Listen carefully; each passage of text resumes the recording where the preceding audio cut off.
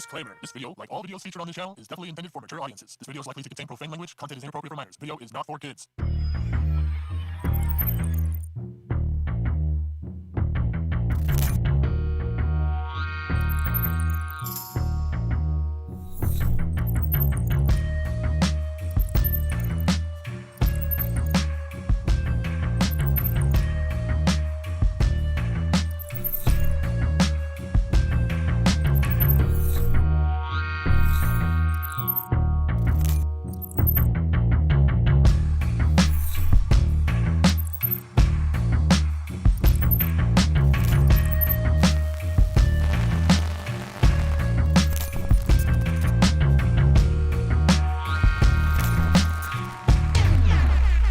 Welcome to the Dr. Greenthumb Show live on Twitch, Discord, Kick, X, YouTube, and the home site, www.brealtv.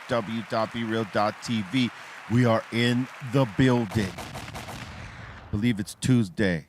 Yeah. Sometimes I don't know that, but you know, today I know that it's Tuesday. And we have back in the building our sister Reverie up in here. Hey guys, happy to be back as usual. Thanks for having me. Thanks for coming back. Yeah. We have the illustrious Son Doobie in the building. Cheerio. Yeah, Cheerios? Cheerios. What you had for breakfast? We also have the Treehouse Crew, Rah Rah, and the Dominator. What up, y'all? Word up. And we got DJ FM up in here. What up? It's Blessed Tuesday. We in the house. Bring the tacos if you got them. Yeah. You know what I mean? I mean, there's a whole lot of Tuesdays, right? Tacos Tuesdays, Tuesday Twos, like when they used to play two songs. Oh, yeah, 2 for Tuesday. Yeah, on the radio and shit. Like they double up on an artist, all that. I missed that shit. Mm-hmm. Tuesday's a good day. Why not Tostada Tuesday, man? Oh, yeah. It don't just got to be tacos, man. Yeah, it could be 2 tostadas. It could be Tamale Tuesday, too. Oh, look at that. Yeah. Dang, that sounds good. Anything with a T. You know what I'm Torta Tuesday. saying? Torta, oh, well. I love torta. There's two different kinds. Don't look at me like that. The sandwich. What? You motherfuckers. Reverie, welcome back. I Thank know you. you were gone for like 3 months, right? Was it the Philippines or Thailand? Thailand. Thailand, yes. And I mean, 3 months. How was Yeah. that experience, like being away from home and being in a completely different place? You had not been there before, right? I had been there once about a year ago, but it was just for like 2 weeks. Yeah, so this time when I came back, it was for 3 months, and I really got to know the place. I also got to know myself in a different way, you Right. know? I was away from everything I know and love, and I was living by myself, and I was being quiet a lot. That's right. You were resting your voice. Lots of rest, physical and just for my vocal cords. I was getting a lot of medical treatments out there and eating really good. The food over there, I gained some weight over there. And I wasn't Awesome. mad. The food's awesome over It there, right? was so good. And you know what? I already loved Thailand the first time I went there. But going back, man, I really fell even more in love with it. Like the people, the culture, even the weather, it was really crazy. You know, before I went over there, I knew it was going to be 95 every day. Yeah. But my logic was like, oh, I'm from LA. You know, I know how it gets when it's 95. It's hot over here. I can handle it. But I didn't realize that like our heat comes in waves. We call it a heat wave. Yeah. But over there, it's not the heat wave. It's 95 every day. It's constant. Yes. So I actually had a heat stroke for the first time in my life. Shit. Yes, and which was crazy. And after you have it, you like know how it feels when it's coming on. So you have to take care of your body really differently. You have out to there. hydrate out there a lot. Oh my God, so much more. Yeah. But I really had a great time being out there, and I miss it a lot, and I definitely want to go back as soon as possible. Yeah. Yeah. I mean, it was definitely a good experience for you. Obviously, you came back reset, and the Yes. whole thing, and most importantly, you got a chance to rest the voice, because if you had been home, you know, the itch to work would have consumed you too much, right? That you wouldn't have got the rest that you needed. Yes. Like I got back to LA like a week and a half ago, and the amount of work that I've been putting in the last week and a half has been insane. I'm like tired, I'm stressed out, I'm anxious. I'm like, you know, it's just like whenever I'm here, it's just like go, go, go, go, go, you know, and it's hard for me to balance things out, you know? So Dope. I'm Is it- excited to leave again. Is it when you when you came back, was it easier like to deal with it, or did it all swell up again really fast? You know what? I'll be honest with you. When I got back 2 months ago, right? And then a couple days after I got back, my dog died. Oh, that's So sucks. you know the Sorry to dog hear that I always bring, she died. So rest in peace. and Sorry to hear that. Yeah, thank you. So it was kind of crazy because it was so sudden.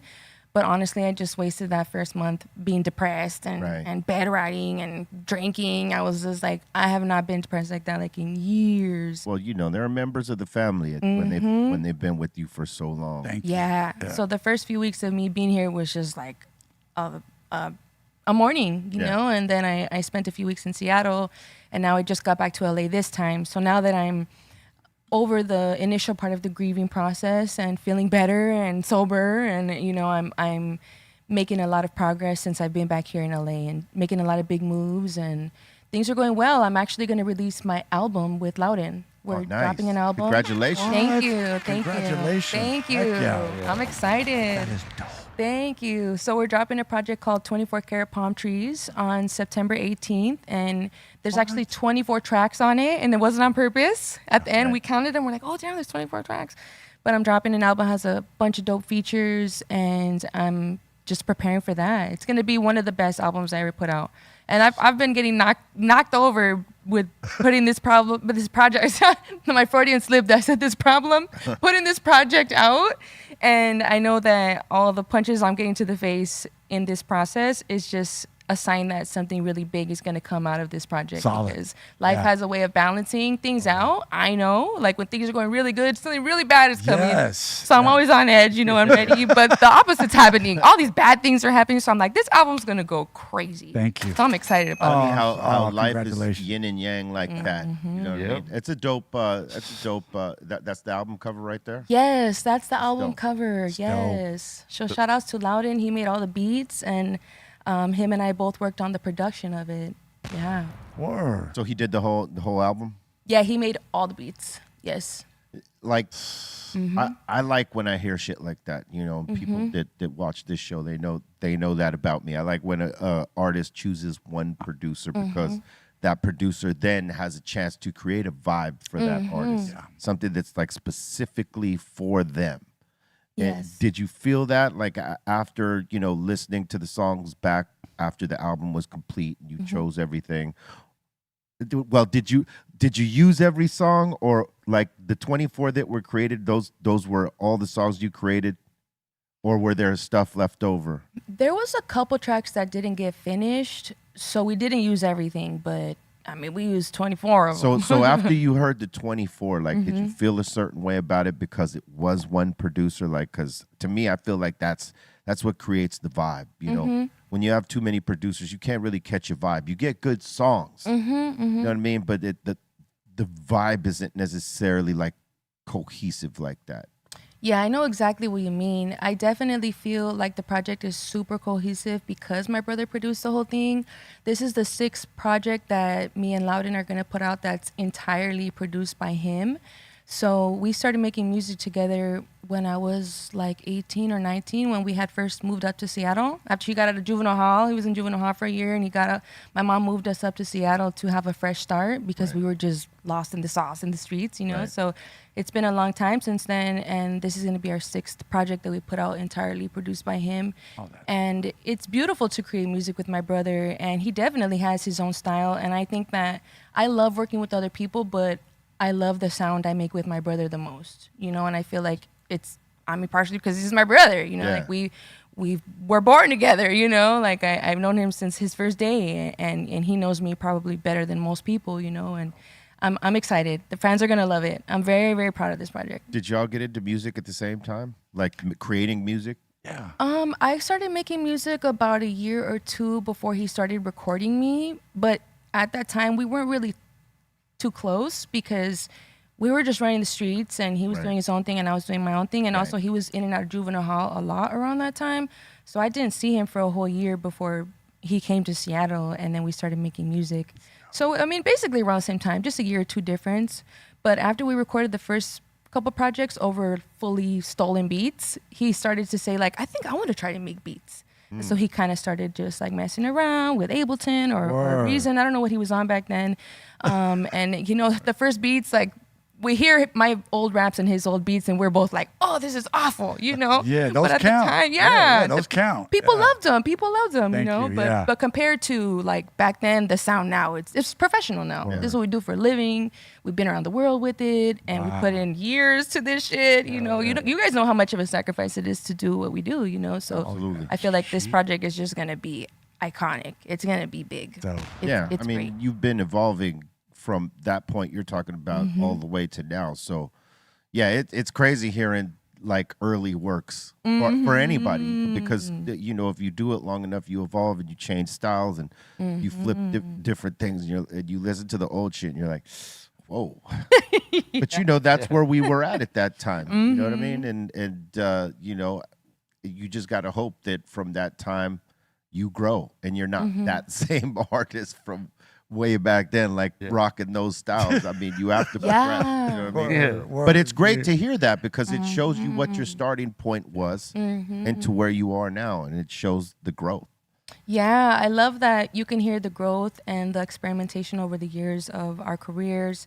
Because when I first started kind of getting out of the box that I used to be in, I used to just make like boom bap music, you know, when I first started. And when I started breaking out of that, people got upset. You know, people because started. they were used to you doing that. Oh, you're a sellout. Oh, you're fake. Oh, you just go with the trends. And it's like, no, I'm an artist, you know. So I'm glad that we broke out of that sound. But, you know, there was a consequence because the numbers went down for a few years, you know, and I had to have that blow to my artistic ego. Like, damn, the numbers are not looking good. What's going? I thought that my fans were just going to follow me everywhere I went, you know, but that wasn't the case.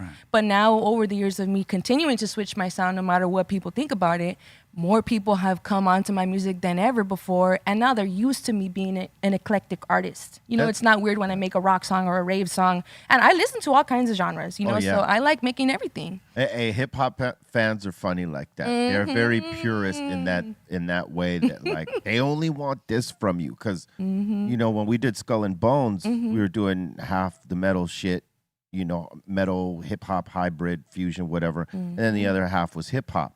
And I remember when that album came out, at first a lot of the comments from our hip hop side were like, I'm only gonna listen to side one. Oh, no, that shit over there. I'm only gonna listen to side one.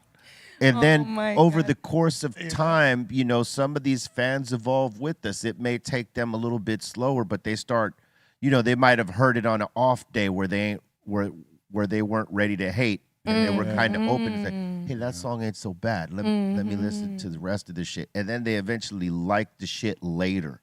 Or they don't. But that's the funny shit about like hardcore hip hop fans. It's like if it ain't what they're used to, when they fell in love with you, like everything else is like, whatever. I like this shit right here. When you do some more of this shit, I'm gonna fuck with that. And then you got the other fans that are open to everything, right? And you know, those ones are going to hold you up every time. You know what I mean? They're like, hey, look, this is boom bap. Love you doing this, but I like that you're fucking with this over here. That it shows versatility and this sounds good and not forced. Do you know what I mean? That part. So, because, I mean, every artist, I think when you try to do something it's a little bit left field for the fan base, yeah, some of them are going to struggle to understand it in the beginning and kind of maybe even be against it. But eventually, with time, they might be won over. And you might be past it by that time. You might be onto some other shit by the time they catch up to that. It's the funniest shit. I mean, true. We love you. You guys are crazy.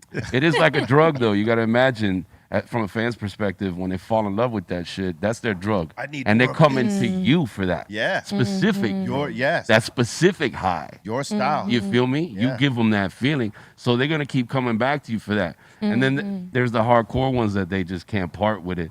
You know what I mean? I don't know. I think more nowadays it's a little more open. You know what I mean? People are a little more experimental with shit. The genres are starting to mix and all that. You know what I mean? So hopefully people are a little more open-minded because you do evolve as a musician. You don't stay in the same place. No. You're going through shit in your own life, and your music's changing along with you. Hey, that's the realest shit. I mean, look. It's hard to explain that, though. Yeah. Look at an artist like Miles Davis when he started, you know, in what was it, the late 50s, early 60s. Yeah.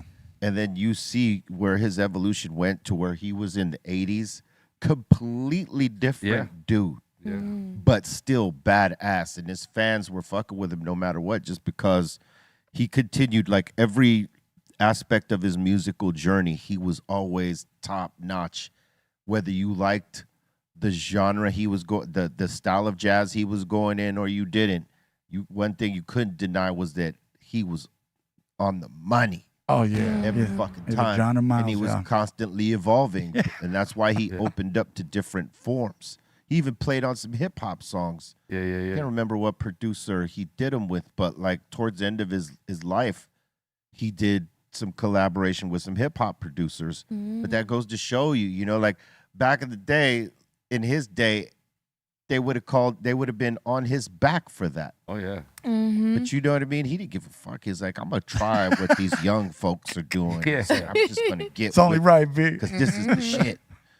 And, you know, and he was not afraid to evolve and go into different places. Yeah. And he was one of the greatest to ever fucking do it. So, But I was gonna say you did nail it when you said that as long as you keep the essence of your shit, you're gonna be all right.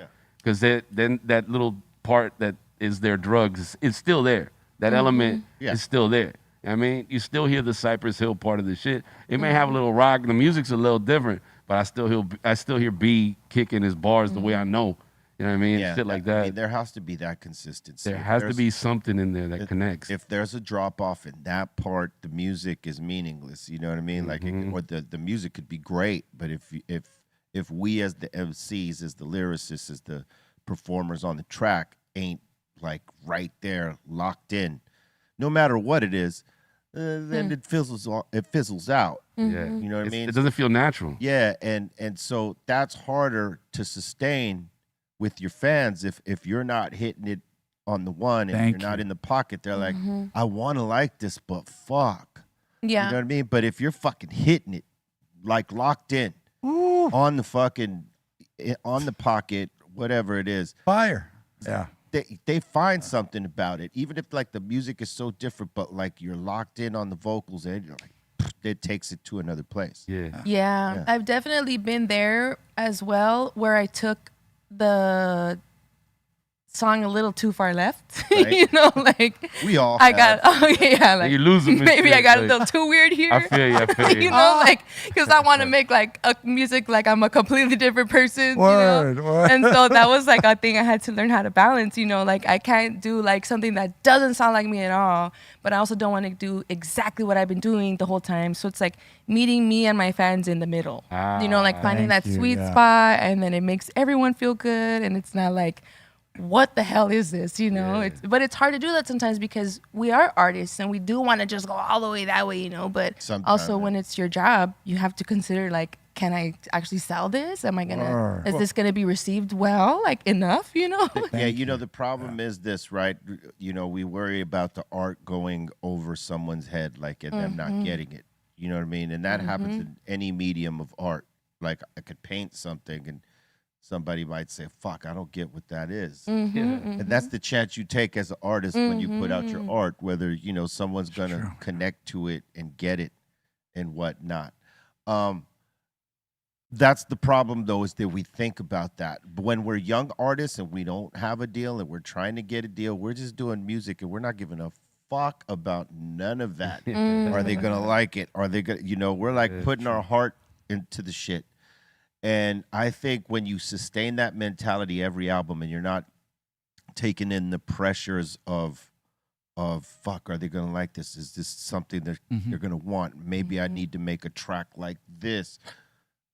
That's right there. That's that extra pressure that causes you to not be at your full potential because you're too worried about what they're going to say, what they're going to think. It's like you got to be in the mode where it's like, fuck it. This is what it is. This is what I'm feeling.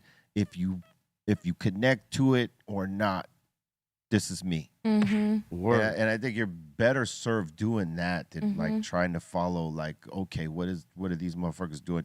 I need something like that. I feel like that's when you get in trouble, and I think that's why a lot of the music is the way it is right now, because they're all putting that pressure on themselves, and they're like, well, fuck it, let's just make a track like so and so. They hit with that. And then they might get a hit out of that or something close. And then the next motherfucker's like, hey, well, so and so. Yeah. They made a track like that. Let's make one like You theirs. know. And there's Yeah. there's a whole fucking genre of the same type of songs because they're keeping it safe. Instead of doing the art that maybe they feel like they want to do, but someone's telling them, hey, man, if you want to get a lot of views or you want to get a lot of hits or you want to, get a lot of rotation, make a song like this dude right here. Listen to this shit right here. Sure. And then they'll play 5 other songs that are like that are slapping. And then all of a sudden, the artistic view that he or she might have had is flipped like, oh, no, I got to do a song like this because this is what's working right now. And then after you create this song for that shit, you're like, fuck, are they gonna like it? Is it gonna hit? More pressure. Yeah, it's not promised that it will hit either. It's Just 'cause not you no copy what's trending, right? It's not. I don't You like may that. miss Yeah, the yeah, window right. by a day or a minute. Yeah. You know what I'm saying? So, So as an artist, just do you. That's all I could say. thank you. And your core fans are gonna feel that fake shit. Like they're gonna be like, all right, that's not coming from the heart. You know what I mean? I think if you sit down, you write something passionately from the heart, they're gonna feel it, no matter what music's behind it. Hey, They're listen, like, that's my reverie, that's my be real. I'm feeling this shit. Yeah. You know what I mean? you're not. Listen, here's the one thing you can't do is you can't read your fans' mind. Yeah. True. You have, Ain't that the truth? you have Right? to, you Oh have, my you God. have to speak your truth, and if your truth is their truth too, like they connect to. I've lived that life, or I've been through that situation, or fuck, I partied like that yesterday. You know what I mean? I like how you said that. Something that they connect to because you are now their voice. Yeah. You know what I mean? And you trying to pick out what any one of them is saying that they want to hear. That's fucking fool's fucking Yeah. work right there. Yeah, big. You can't. Good luck. You know what I mean? Yeah. Unless you're out there, documentary style, interviewing your fans. Yeah. Hey, what do you want to say if you could be? Hey, what do you want to say if For you know what I research. mean? Yeah, and you're yeah. fucking intaking all that, then that's one thing. But like just to trying to guess it off the top, what one fan or 1,000 or 1,000,000 fans might want to hear, you'll fucking drive yourself crazy. And also, even if you do that, if you do realize, all of us have realized certain things that our fans like more than others, right? Like Yeah. certain sounds, certain topics. Yeah. But then if you keep always going to that sound or that topic, you are going to get stuck in that box and you're just limiting your creativity, and you're going to most likely get sick of doing the same thing all the time too, because and then your fan base is not going to grow or evolve either because you stuck yourself in that box. Like Right. I've seen people who Yep. just do the same thing for 10 years and that will work, like if you're Yeah. right, but it's like, and that's cool if True. that's what they want to do, but you're going to have a cap if you don't do different things. True that. Yeah. I mean, alienating everybody else. yeah, you know, Yeah. shit gets redundant. People will tell you, "Oh man, you're just making the same shit over and over and over, like so and so and so and so. Y'all got y'all got the same shit." Yeah, you locked in that crowd, but nobody's beyond that after that. Oh. Hey, I just, but that's the game these days. Like they've made it this way where it's like, let's just follow the path of this motherfucker instead of let's be distinctly different. Thank Yeah. you. Yeah. You know For what I sure. mean? And that's Like, why. have you guys? Okay, go ahead. Have you heard the Phoenix Flexing song? That's going viral, obviously, right? I did hear that. And then now everyone's making like songs like that. Yeah. Yeah. Now like, I I need don't- a song like we'll that. see. Yeah. We'll see whose hits like his. I don't know. Yeah. Yeah, no. We don't need any more like that. No, That shit is crazy. that's like 1 in a billion. And it was AI, and he was over here claiming it wasn't. And then he said it. I never said it wasn't. Yes, you did. Yeah, I think he should have just been honest about it Yes. up front, because if he just said, yeah, it is AI, so what? So what? Because, Yeah. I mean, that's what I would, every time people try to criticize me for something I did, I'm like, yeah, I did do that. So what? I'll stand on that, I mean, That's the end of that. Yeah, you- I think that, that's the way you got to be. yeah, you do. As an Accountable. artist, you have to be like, this is my art, this is what I did, and I'm proud of it. And you could like it or you don't have to like Right. it. I don't care. Right. My career is going to keep going without your support or not. You know? Listen, YG just fucking said something the other day that like, hey, my new song is totally with AI. Like I did use AI on it. He did that shit to get ahead of it and let people know in fact that they used AI. But let me tell you what, there's going to be a lot of people using AI, and you ain't even going to fucking know it because they're not going to tell you. Yeah. Listen, and I said this the other day. If you go to Quincy Jones, right, rest in peace. If you went to Quincy Jones and said, how are we going to make this track? He ain't telling you the formula on how he's making a track. He's just going to do it, and you like it or you don't. You go to DJ Premier, ask him, hey, how do you put together a track? He ain't going to give you his fucking sauce. Yeah. He's just going to put that track together and be like, here it is. Since when do y'all motherfuckers need to know the sauce? Period. The recipe Nah. that producers, you Dr. Dre ain't Fair gonna point. tell you any of his methods. Thank you. DJ Quick ain't gonna tell you any of the equipment that he uses to fucking make a track. So what fucking difference does it make as long as the track is not completely AI, right? Like if you went into the fucking the prompts that said, give me a track like this, give me a track like that, the lyrics this, sound like so-and-so. Nah, fuck that. Yeah. Like that I can't get down with. Why? But Let me ask you why. I'm just curious to hear your answer. because it's not a producer being creative, right? You're allowing this program to be creative for you. Same thing with the lyrics. I could see someone saying, all right, here, AI, check these lyrics out. Make them better or adjust whatever, which I think some producers will do. They'll like put it into the system and say, hey, I need this element on top of this, or make the sound like this way. I think you'll sort of like when producers use the effects packages on fucking Pro Tools and shit like that. Instead of using analog gear that might be available in the studio, or maybe they're not in the studio and they don't have that analog gear. But if AI can replicate that sound, producers that are with the shits, they might use it for that. But that's a human that created it using the AI to like just polish Alter it it. up. Yeah. Right? The other form is you're allowing this to be the creative entity for you. So And is it it's- kind of like you don't like that they're being lazy, or like what is it that you Well, don't like? I'm just it's- curious because it's such a it's- weird discussion of today, right? I don't like it either, for the record. Listen, it's not but- it's not that I don't like it, but Okay. it's like, to me, when a human artist puts a track together, whether they're producing or they're writing to it and then performing it, there's an energy, a part of your soul that's going into that, Yeah. Yes, absolutely. right? The other way doesn't have that. And music traditionally has that. Yeah. You know what I mean? And now we're going Soul. to get into an age where you might not know that this is an AI artist. And we're going to hear this track and then take it. And it's not going to have any soul to it. Yes. B, that's what I was trying to say. No, you guys- weren't. You guys are clever, but I don't see the cleverness in this new generation. I don't see nobody practicing. I don't be like I'm not even talking about the clever shit, because, I mean, that shit could feed you back some really good lyrics. But imagine this for just 1 second. Imagine a young Prince or a young Michael or a young Quincy at home making nothing, sitting there miserable because all these kids online are doing it through AI. And you ain't never going to hear another human touch a button, press a key, play a guitar, sing, nothing. It's the end of human no. talent. Well, You're going to just put well, hold machines on. to make shit? No, like, time out. you know what I Time mean? out. I'm Time out. saying That's extreme. That's the extreme, Right? Like- but listen, AI ain't never going to be able to come perform a live show unless you're into just watching the screen of a. That's what I mean. It's Yeah. going to have to boil down to that. It's not going to boil down to that, because people want to see human beings do the show. Yeah, True. yeah, You yeah. know what I mean? yeah, word. I feel like that's the competition, though. Like, I that's think going to boil down to. That's a long way off, though. I think that's a long way off, that part of it.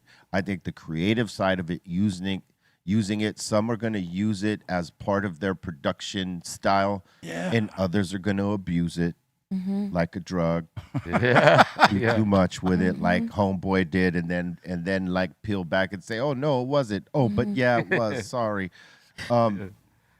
It's up to you how you use it. Just for me, like if I'm hearing about that this song is completely AI made and not human touched, I don't know how much I'm gonna like that because it's got no soul to it. I'll be honest what's with real? you. When I find out a song that I like is completely AI, I remove it from my playlist and then I block the artist so it never pops up again Yeah. because So you blocked the Phoenix thing.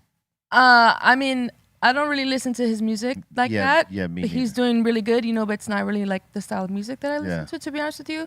But also like I feel like that's just one song and he has a whole catalog of Yeah, he music, does. But I mean people that are not people. They're just Yeah. fake. It's just Yeah. an AI artist only, like I have for sure blocked so many people that I don't want to listen to an all fake artist. I just don't. Yeah. I have no interest in that. I think obviously there's a lane for it and you could do whatever you want. You could listen to whatever you want. But it just goes back to what you said. Like I want that soul. I could I tell want you- a story behind the person. This is just an imaginary thing, which is cool if that's what you like. But not your cup I of don't tea. want that. It's not my Yeah, cup of tea. yeah. You know what I think also will happen because of the AI thing is that people that aren't necessarily handy with the pen, but they can memorize it and they got good voices, they're gonna lean on AI to write the shit, show me the cadence, learn the song, and then go put the songs. Oh out. yeah. Like I know a couple of '90s rappers that would have helped. V. Come on, mercy, V, mercy, man. Up, mercy, V. No style. They your had to grace. depend on some ghostwriting by others. In this way, you don't have to get a ghostwriter. AI is your ghostwriter. It's all Yeah. up to you to be able to fucking deliver that song. And then you could build a career from what AI makes you and Yeah. put the human touch on it by you delivering its lyrics. But I mean, again, that's for some who may not want to, like share the credit with another human. Like, well, this person wrote the lyrics for me. Because you know how ego and pride is. Like, Thank I don't you. want no Yeah. one to know that so-and-so wrote my fucking lyrics. Yes. Wait, have you ever asked the AI to make a song as if it was you?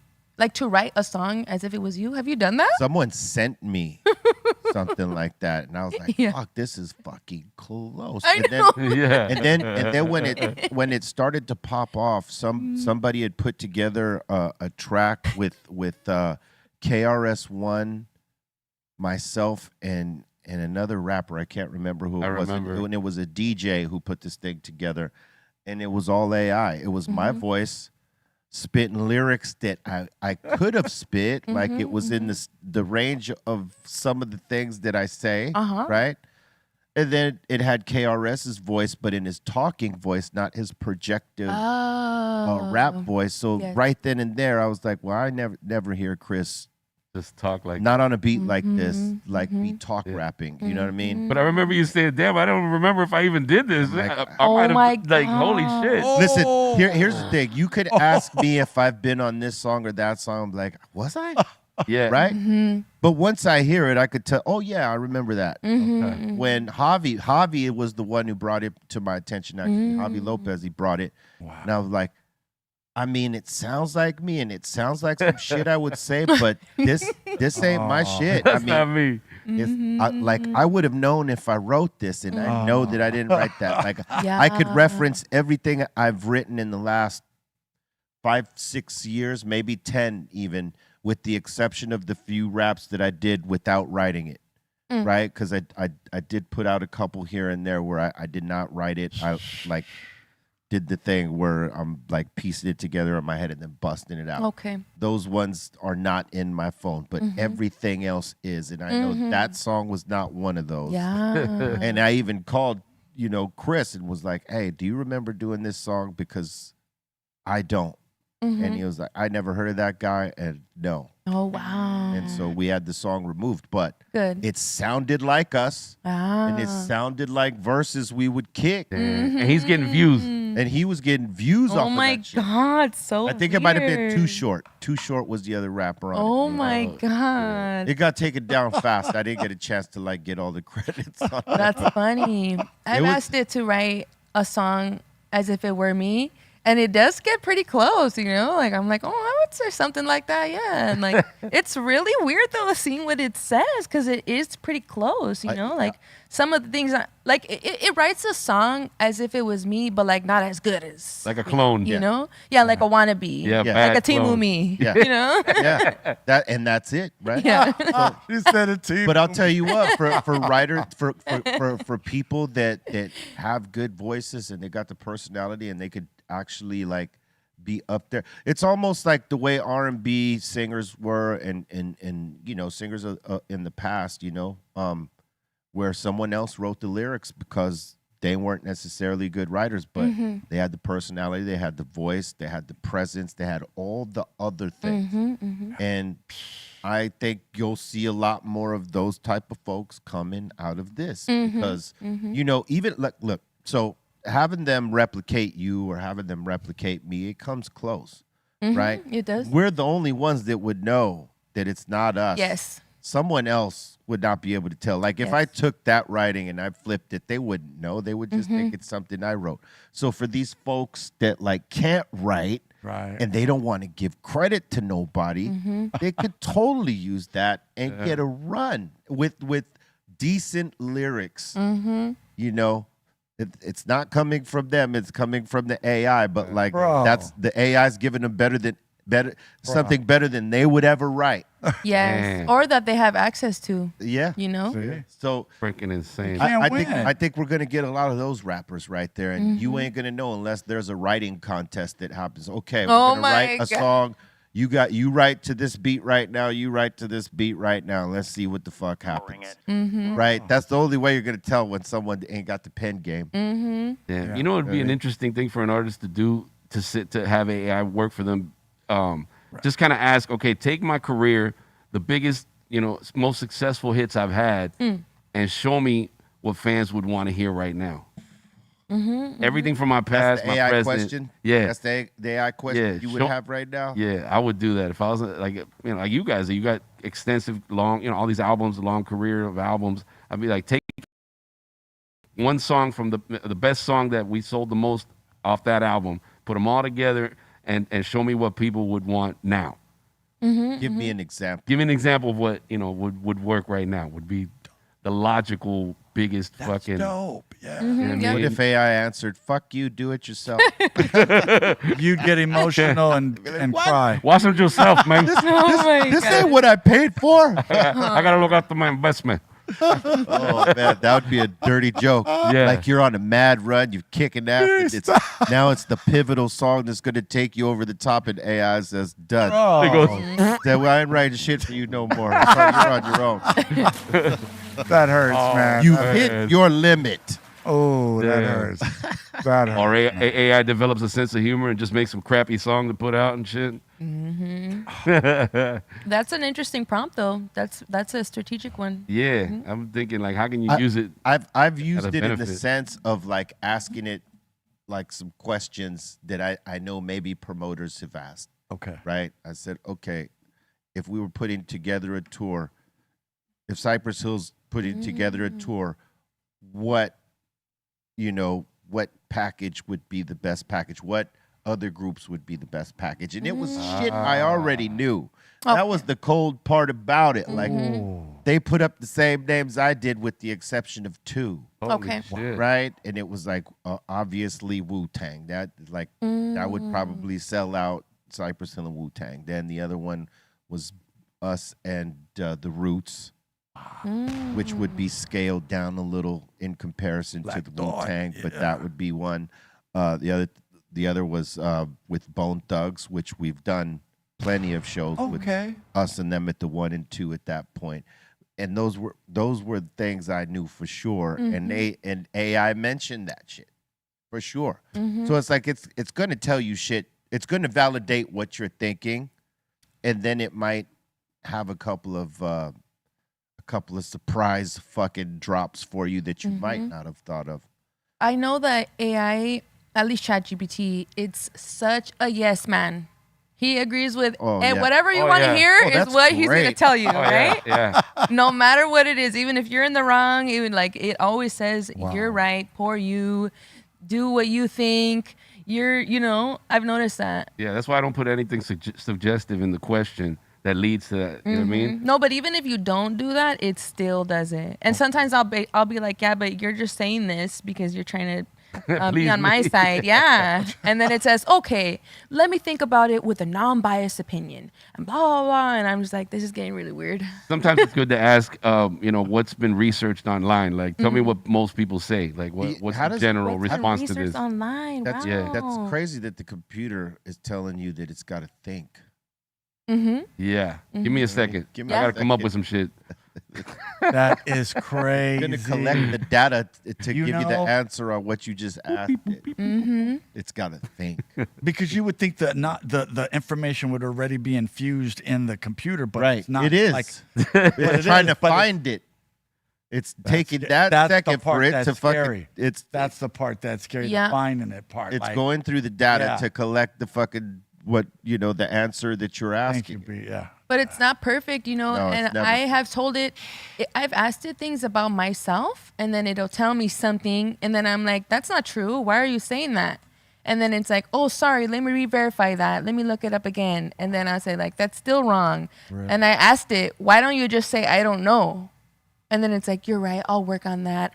I'm still learning things, blah, blah, blah. I'm like, this is so weird. I'm like telling an AI that it's Hey, but you want to know what's funny is that such a head fuck. somebody that might be asking those questions about you through that, that system learned from what you told it, and now will give someone else Yep. the information differently From that conversation. From that I've conversation. wondered about that. You No, think that's so? a fact. Yep. It's so weird. That's a fact. It's bro. basically made to learn from us and then replicate It's what like we do. It's like your Wikipedia now. So if it doesn't know something and you give it the answer to what it doesn't know, it's collecting that data and then using that when someone asks it that again. Man, It's so weird. that's crazy. What a crazy What was time the- we're living what- in, huh? Like, like a couple years ago, like remember, like 2-3 years ago, like only like a few people knew about AI, and it was like a really weird discussion. And now it's like it's here, and like my grandma is talking about it. Like it's so weird. People It are- was such a sudden thing. This People are guy's running. using AI Hey, to put his grandma in movies, and she's watching her favorite Clint Eastwood movie, and she pops up as one of the 3 killers. She's like, "God damn it, what the hell am I doing in this movie?" Oh man, people are using AI for some fucked up That's cool though. I think that's hilarious. to prank people. Hey, what was the Oh, my question God. you asked it that was wrong? I don't remember. There's been a couple though. Right. There's been a couple. Wow. Yeah. Yeah. I don't remember. I've asked it a lot of things. Throw Chat GPT the fuck off. You know what I'm saying? But hey, it's not going to be perfect. Not yet, because it's still learning. It knows what it knows, and it's collecting data on what it doesn't know every day. Yeah, these are the learning years. Like Baby steps. when someone like yourself tells it, hey, that's wrong. That's wrong information. Well, And if you explain what that wrong information is, it's definitely taking that data. it's crazy. It updates itself. Data. Yeah. Yeah. And every 21 days, it just gets better than it was 21 days ago. Better, more better. And that's amazing because that's what it wants, that progress. Yeah. Well, in terms of music, yeah, I mean, again, producers might use it, they might not. And, they're not going to tell you if they do. And the ones that do, maybe because they feel bad about it, but they shouldn't. It's just another tool to use. Like all the effects package that you get in Pro Tools. It doesn't, it's to replicate analog gear that's not in the room with you. So, I mean, I think you'll see that, or you might not even know that they're using it in that form. Yeah. But if someone's creating a whole song, like I said, like if someone is creating a whole song, they're probably going to come and tell you that, like YG did, because people are going to give them shit over like, oh man, that's AI, like the homeboys going through. So I think you'll see more people copying to it, and the ones that are just using it for the effects and to polish or whatever, they're not going to tell you because it's not worth telling you. There might be some shit you like right now that was half AI made. Yeah. You don't even know. You'll never know. Yeah, I mean, a lot of movies are going to go through that. Yeah. For sure. Well, you know what? On my new album, 24 Karat Palm Trees, there's no AI on it at all. Hey, Word. And check Thank this. you, Rev. Let me- Word. the cover too. I literally, me dope. and Loudon had a discussion where like we're not using any AI on the cover because we don't want it to say created by AI, and also we wanted to get real artists involved. You didn't want an AI flyer like everybody else? No, Like the Rosary. Hey, people shit on it Oh, yeah. real quick when they Dope. think it's an AI thing. Yeah. Hey, but you don't listen. They could do like you remember that movie, The Game of Death? Bruce Yeah. Lee? Heck yeah. Well, he died in the making of that movie, so half of the movie is with his face in it for the scenes they got him for, and then the other scenes where it doesn't necessarily look like Bruce because it ain't. Oh. It's they use this guy named Billy Lie or some shit. Yeah, like this, right? that's right. And he was basically, Bruce's body double, but like there was scenes that were not that Bruce could not finish because he was dead, and they had to use this guy. Wow. And you could totally see it's not fucking Bruce. Billy was a lie. Billy was a lie. and with AI, they could redo the Game of Death and have Bruce's Oh, face yeah, for the whole completely. fucking shit. Yeah. Wow. And not have stank ass Billy Lie up in there, or whatever his name was. Oh, They've been using it to bring back older acters as younger men. yeah. in the same Why movie. not bring Bruce? wow. You know what I'm saying? Finish the Game of Death properly. Word. Yeah. Wow. Yeah. You're going to see De Niro in a movie one day, and it's going to be him at his age, but then they're going to portray him as a young man, and it's going to be some AI version of him. I mean, I Yeah, seen Michael right? Douglas like that in the Ant-Man movie. They made him look young in that shit. It looked pretty real. Mm, Heck yeah. Yeah. that's so weird. It's crazy when they make them younger like that. Mm-hmm. It's that they did that to Jeff Bridges somewhere too, in Tron, Oh, there you go. Yeah. Dope. or one of them guys. No, you're right. They did it somewhere. You know what? On my OnlyFans, I don't do nudes, but one of my OnlyFans sent me a nude of me, like an AI, and I Oh. was like, I wish I had those titties. Okay. But it was so weird. I was like, ew, this is so weird. Dudes are sending AI with a big old schlong. Hey, girl. Hey, girl, this is the image. This is really me. This is really me. Yeah. That's crazy. All the things. Yeah. All the things, Out of bro. all the things, They're all bro. going down Yeah. with AI. Oh man, hey, look on Instagram, they'll show you images of people that are totally fucking AI. Yeah, I'm a surfer. Look at me surfing. Yeah. Like Hillary Duff. Hillary Duff goes through it. Have you seen the pictures they put up of Hillary Duff? Oh, that's why she looks so good? Yeah. Oh, wow. I mean, she's That in makes great. sense. She's in great shape. She looks really She's good. in great shape, but she's not in the shape of those pictures that they fucking be putting out on okay. IG. Got It's it. the craziest shit. I was like, damn, she has a good doctor. Like that's what I thought. Yeah, like Yeah, see, oh, that that's- looks AI. well- Yeah. Or like I really touched up. Well, I mean, that's probably a real shot, but there's other shots where they're showing her like in tight shit, and she's like back turned towards camera style shot. And BBL. That's not really the representation. She looked like she got a BBL. Yeah. And they're like, look at Hillary Duff, her workouts, blah blah blah blah. And, and when you fucking see Hillary Duff like on her shit, it's nothing like that. That's Hillary Buff. Okay. Talking about this one? Yeah, there you go. Oh my Oh. God! Come on. Got that That is Kardashian. a- New photo of Hillary Duff at 38 after 4 kids. She probably hates that picture. and- That's so Well, ugly. That's the E-class. And that's not a real picture because Yeah. she ain't packing like that. That's I don't even think she would want that picture of her up. She does not want that body, or she would have it. Thank you know? for the illustration, Ray. That's exactly what the fuck I Yeah, was talking I about. didn't mind. Oh. Of course you didn't. Mind. Hillary Kardashian over here. Yeah. Fuck. God damn. That's Why not?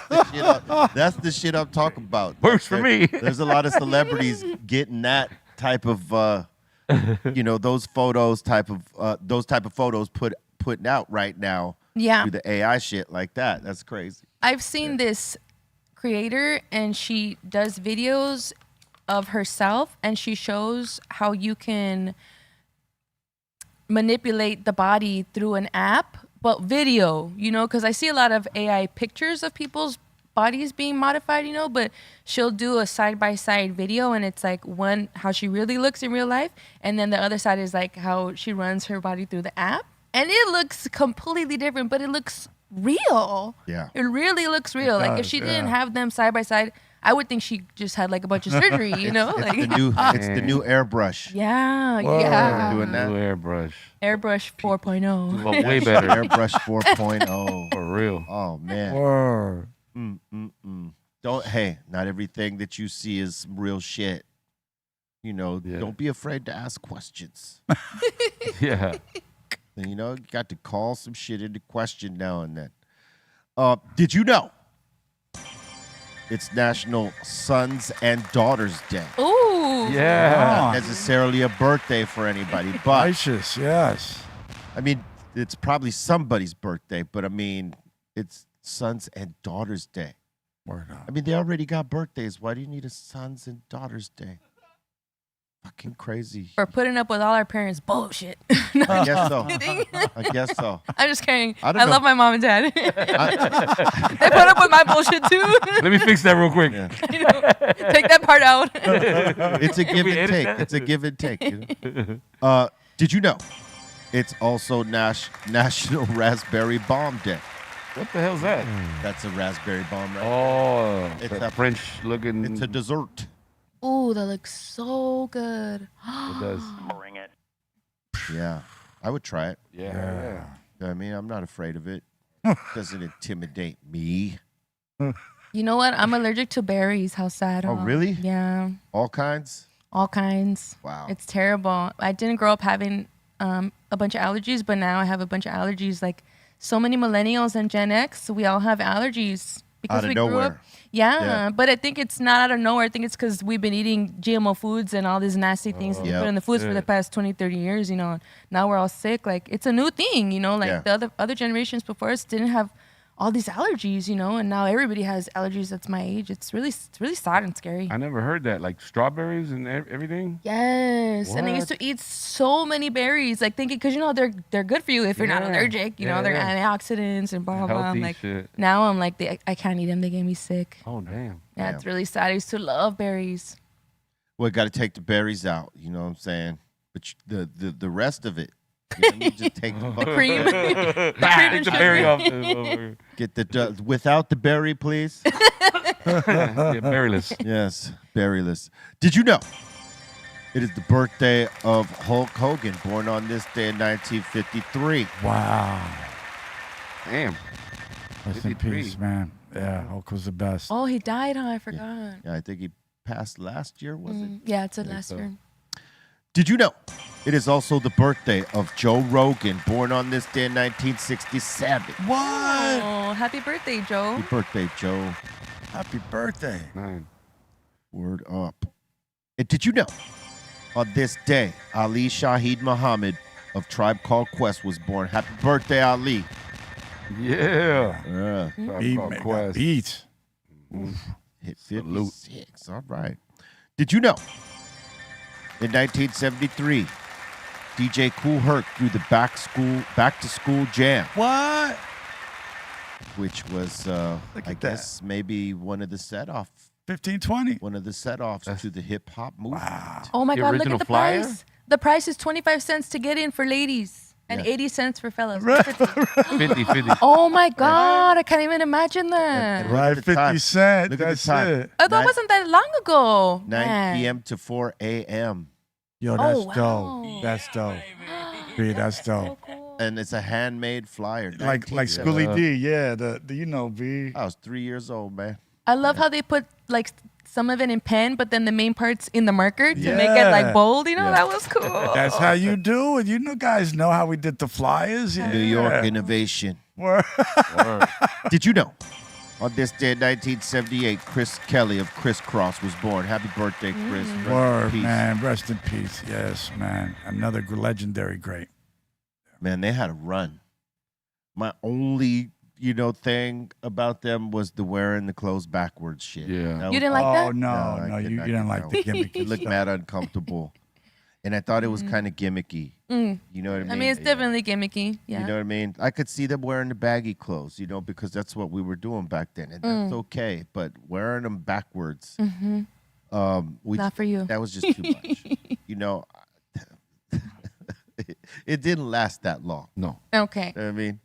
Of the wearing of the clothes backwards. Oh, so they didn't always do that throughout the career? It was just like a little era? No, it was just that. I think that first year. Cause Okay. Well, what it was in those days, those kid groups were doing creative things with their clothes, and some would be cool, and some would just be way out there, and B just didn't like that way out there stuff. I Well, remember no, him. I just didn't like the backwards clothes. There was also a group. Look, I mean, tell me how that makes sense. You know what I'm saying? There was another group called ABC, Another Bad Creation, Yes. that Michael Bivins put out there. Thank you, B. There And you go. I think, if I'm not mistaken, they wore their clothes inside out Yes. to like be in contrast Rival that shit. to rival with Crisscross. Oh. Okay, They even had a little beef. They even mentioned the way they wore their clothes. Yeah. Damn, B, you got good memory, man. Can we see it on the screen? I'm so curious. Yeah, another ABC? bad creation. Yeah, ABC, ABC another Inside bad Out creation. look? Yeah. Yeah. They had their clothes. I mean, inside along out. those lines, like Well, ABC, one of them- the boys, one all of them- that stuff. Yeah. Okay. One of them groups did, but I believe it was ABC, Yeah. Yeah. Okay. and it was another bad creation. Do you got And it? they were young like that? Yeah, they were kid groups beefing with each other. That's Yeah. funny. How old were the Cross guys when that I think they like, were happened? like maybe, I don't know. young? 13, really young, right? 14. Yeah. Yeah, Is it was young. this? Between 12 and 14. Yeah, the no. most. Wow. These Yeah, they kids, look right? really They look little. little. Oh, yeah. Oh, how cute. Oh, they're babies. They were Yeah. dope too. They're not even, they're like 10, 11? Well, they're all old men now, but yeah. But they look so little. well, not old, but they're You in their know, 40s. you know. Those kids are 40. Yeah. now. Thank you, be mercy. Word. Just saying, they 40 something now. You know what I'm saying? Remember the TLC chick wearing a condom in her fucking eye? Yeah, that was the No, they all did it. They always pinned condoms to their the clothes. safe sex stuff. Remember, 'cause Yeah.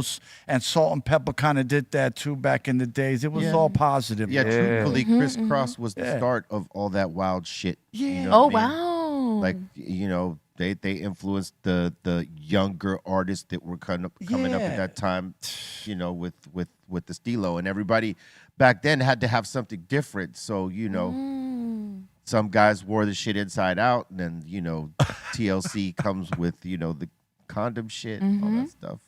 That's cool. Yeah, it's a strong message, Yeah. They said they were obviously trying to raise awareness with like HIV Yeah. and just being safe, There goes the condom. Oh, they're Yep. gonna lose. Yeah. That's epic. See the one on her eye? Man, they're one of my favorite groups ever. They're a huge inspiration on me and my music. I used to have their poster for their Fan Mail album on my wall when I was a little girl. Oh yeah, yeah, For yeah. Forget it. sure. That's dope. They're That's dope. amazing. Yeah, rest in peace, Left Eye. Yeah.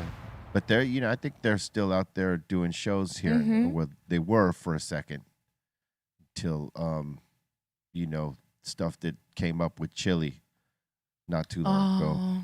But I'm sure that after a time they'll be back out there. Mm-hmm.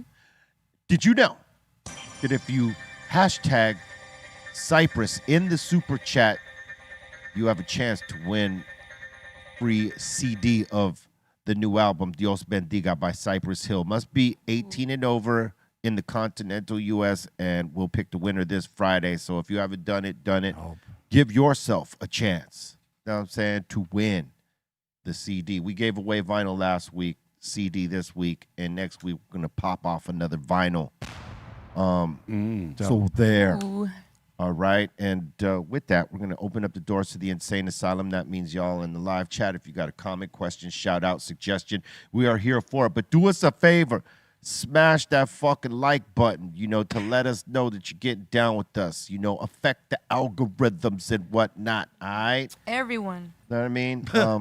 Do it and share the show out. Let your friends know we're popping this off. Dr. Greenthumb show, highest show in the world. And invite them to it. Make the community bigger. All right. So with that, let's open the doors.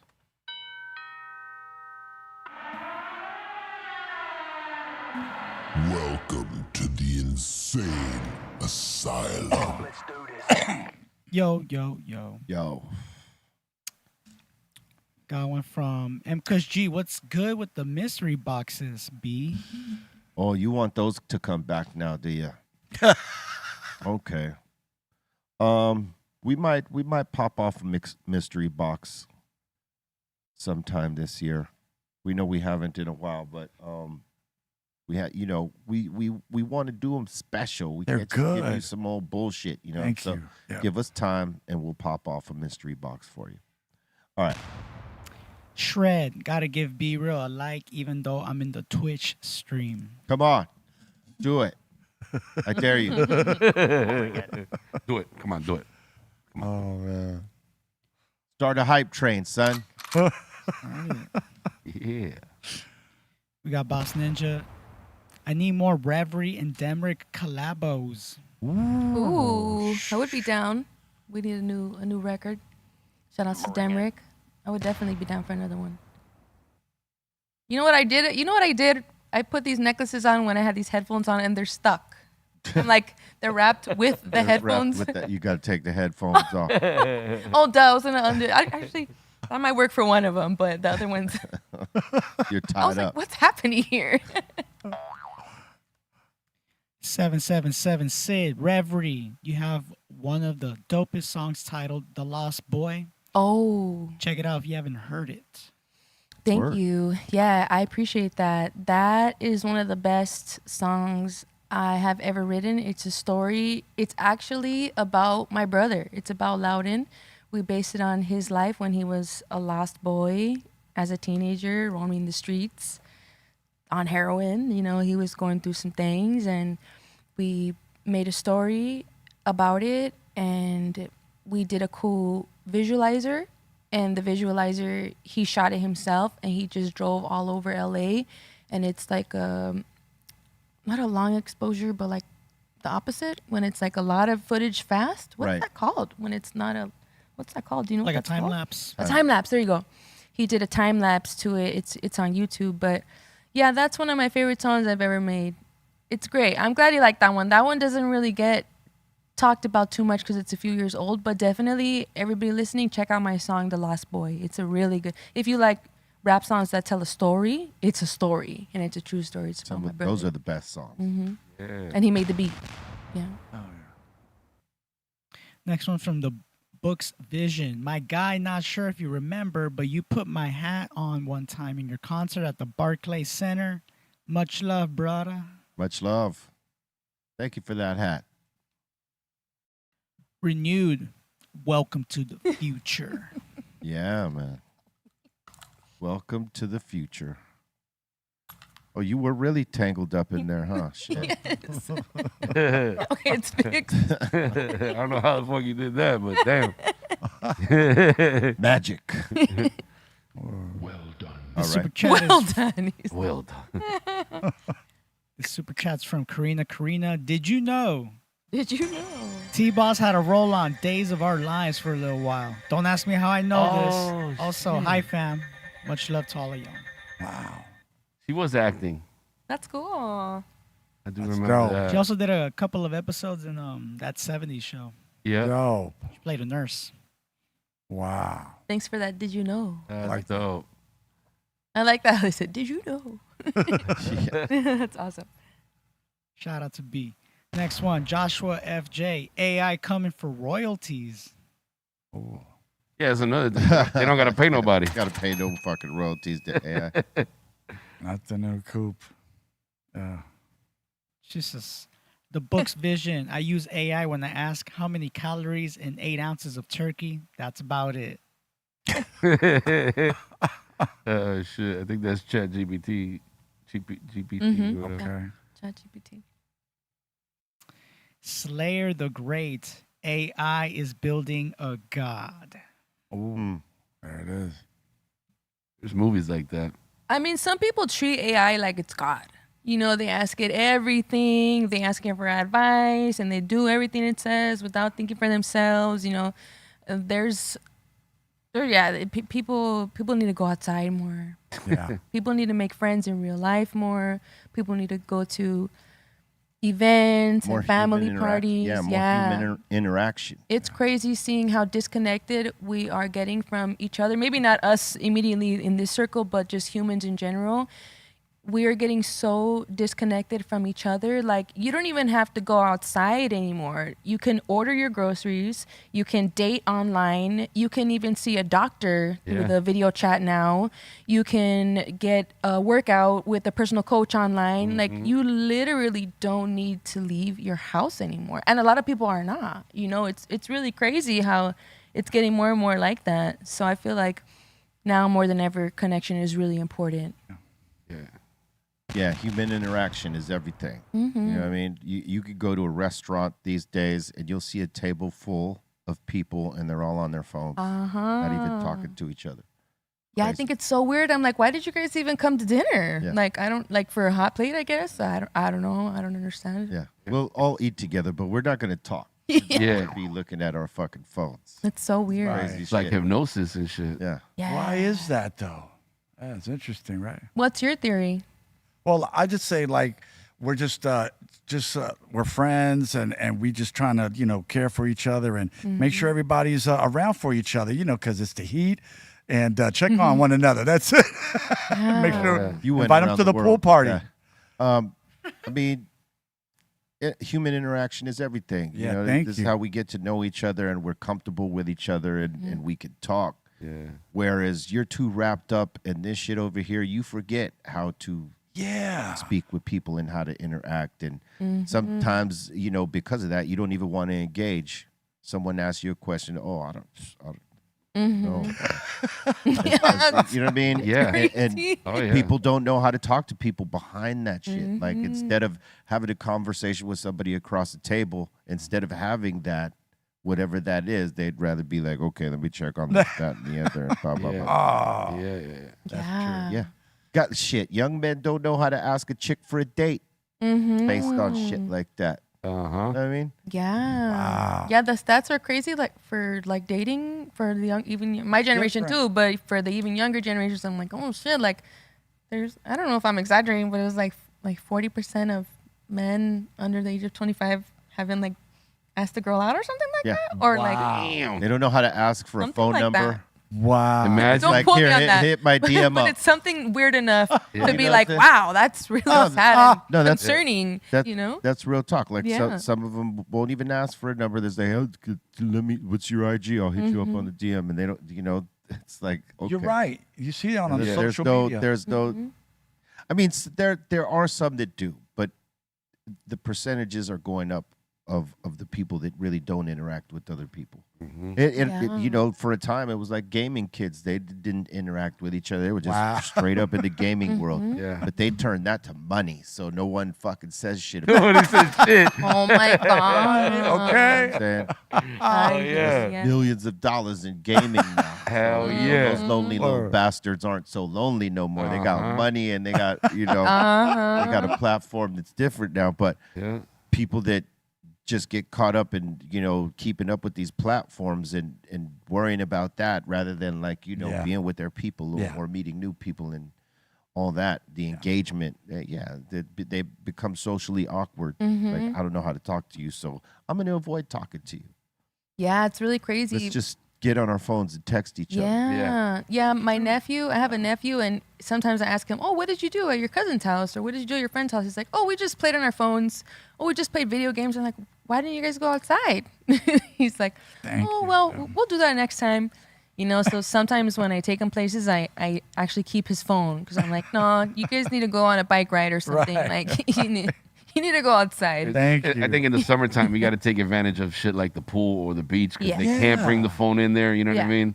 That's a good way to get your kids, everybody to, come Oh, they together. don't allow phones in there? No, I mean, like, they're not Oh. going to jump in the fucking pool with the phone in Okay, their yeah. hand, you know what I mean? Most likely they won't, but, because nowadays there's even waterproof phones, but Oh my God. for the most part, I think, They shouldn't be allowing no phones in the fucking pool. Yeah, but I think it's a good thing though, man. I got kids, so I try to make sure my kids got friends and they play and they not just stuck inside all day like That's just good. video gaming and shit. Like, nah, Yeah. that's not okay. I was out on my bike every day, and you knew where everybody was when all the bikes were outside the pad.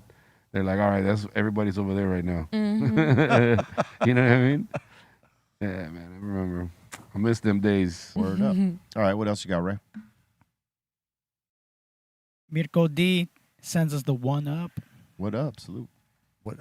Nico D. And Positive J says, I'd rather give my money to OnlyFans girls that actually love me. Good luck with that one. Then you're saving your money, huh? Yeah.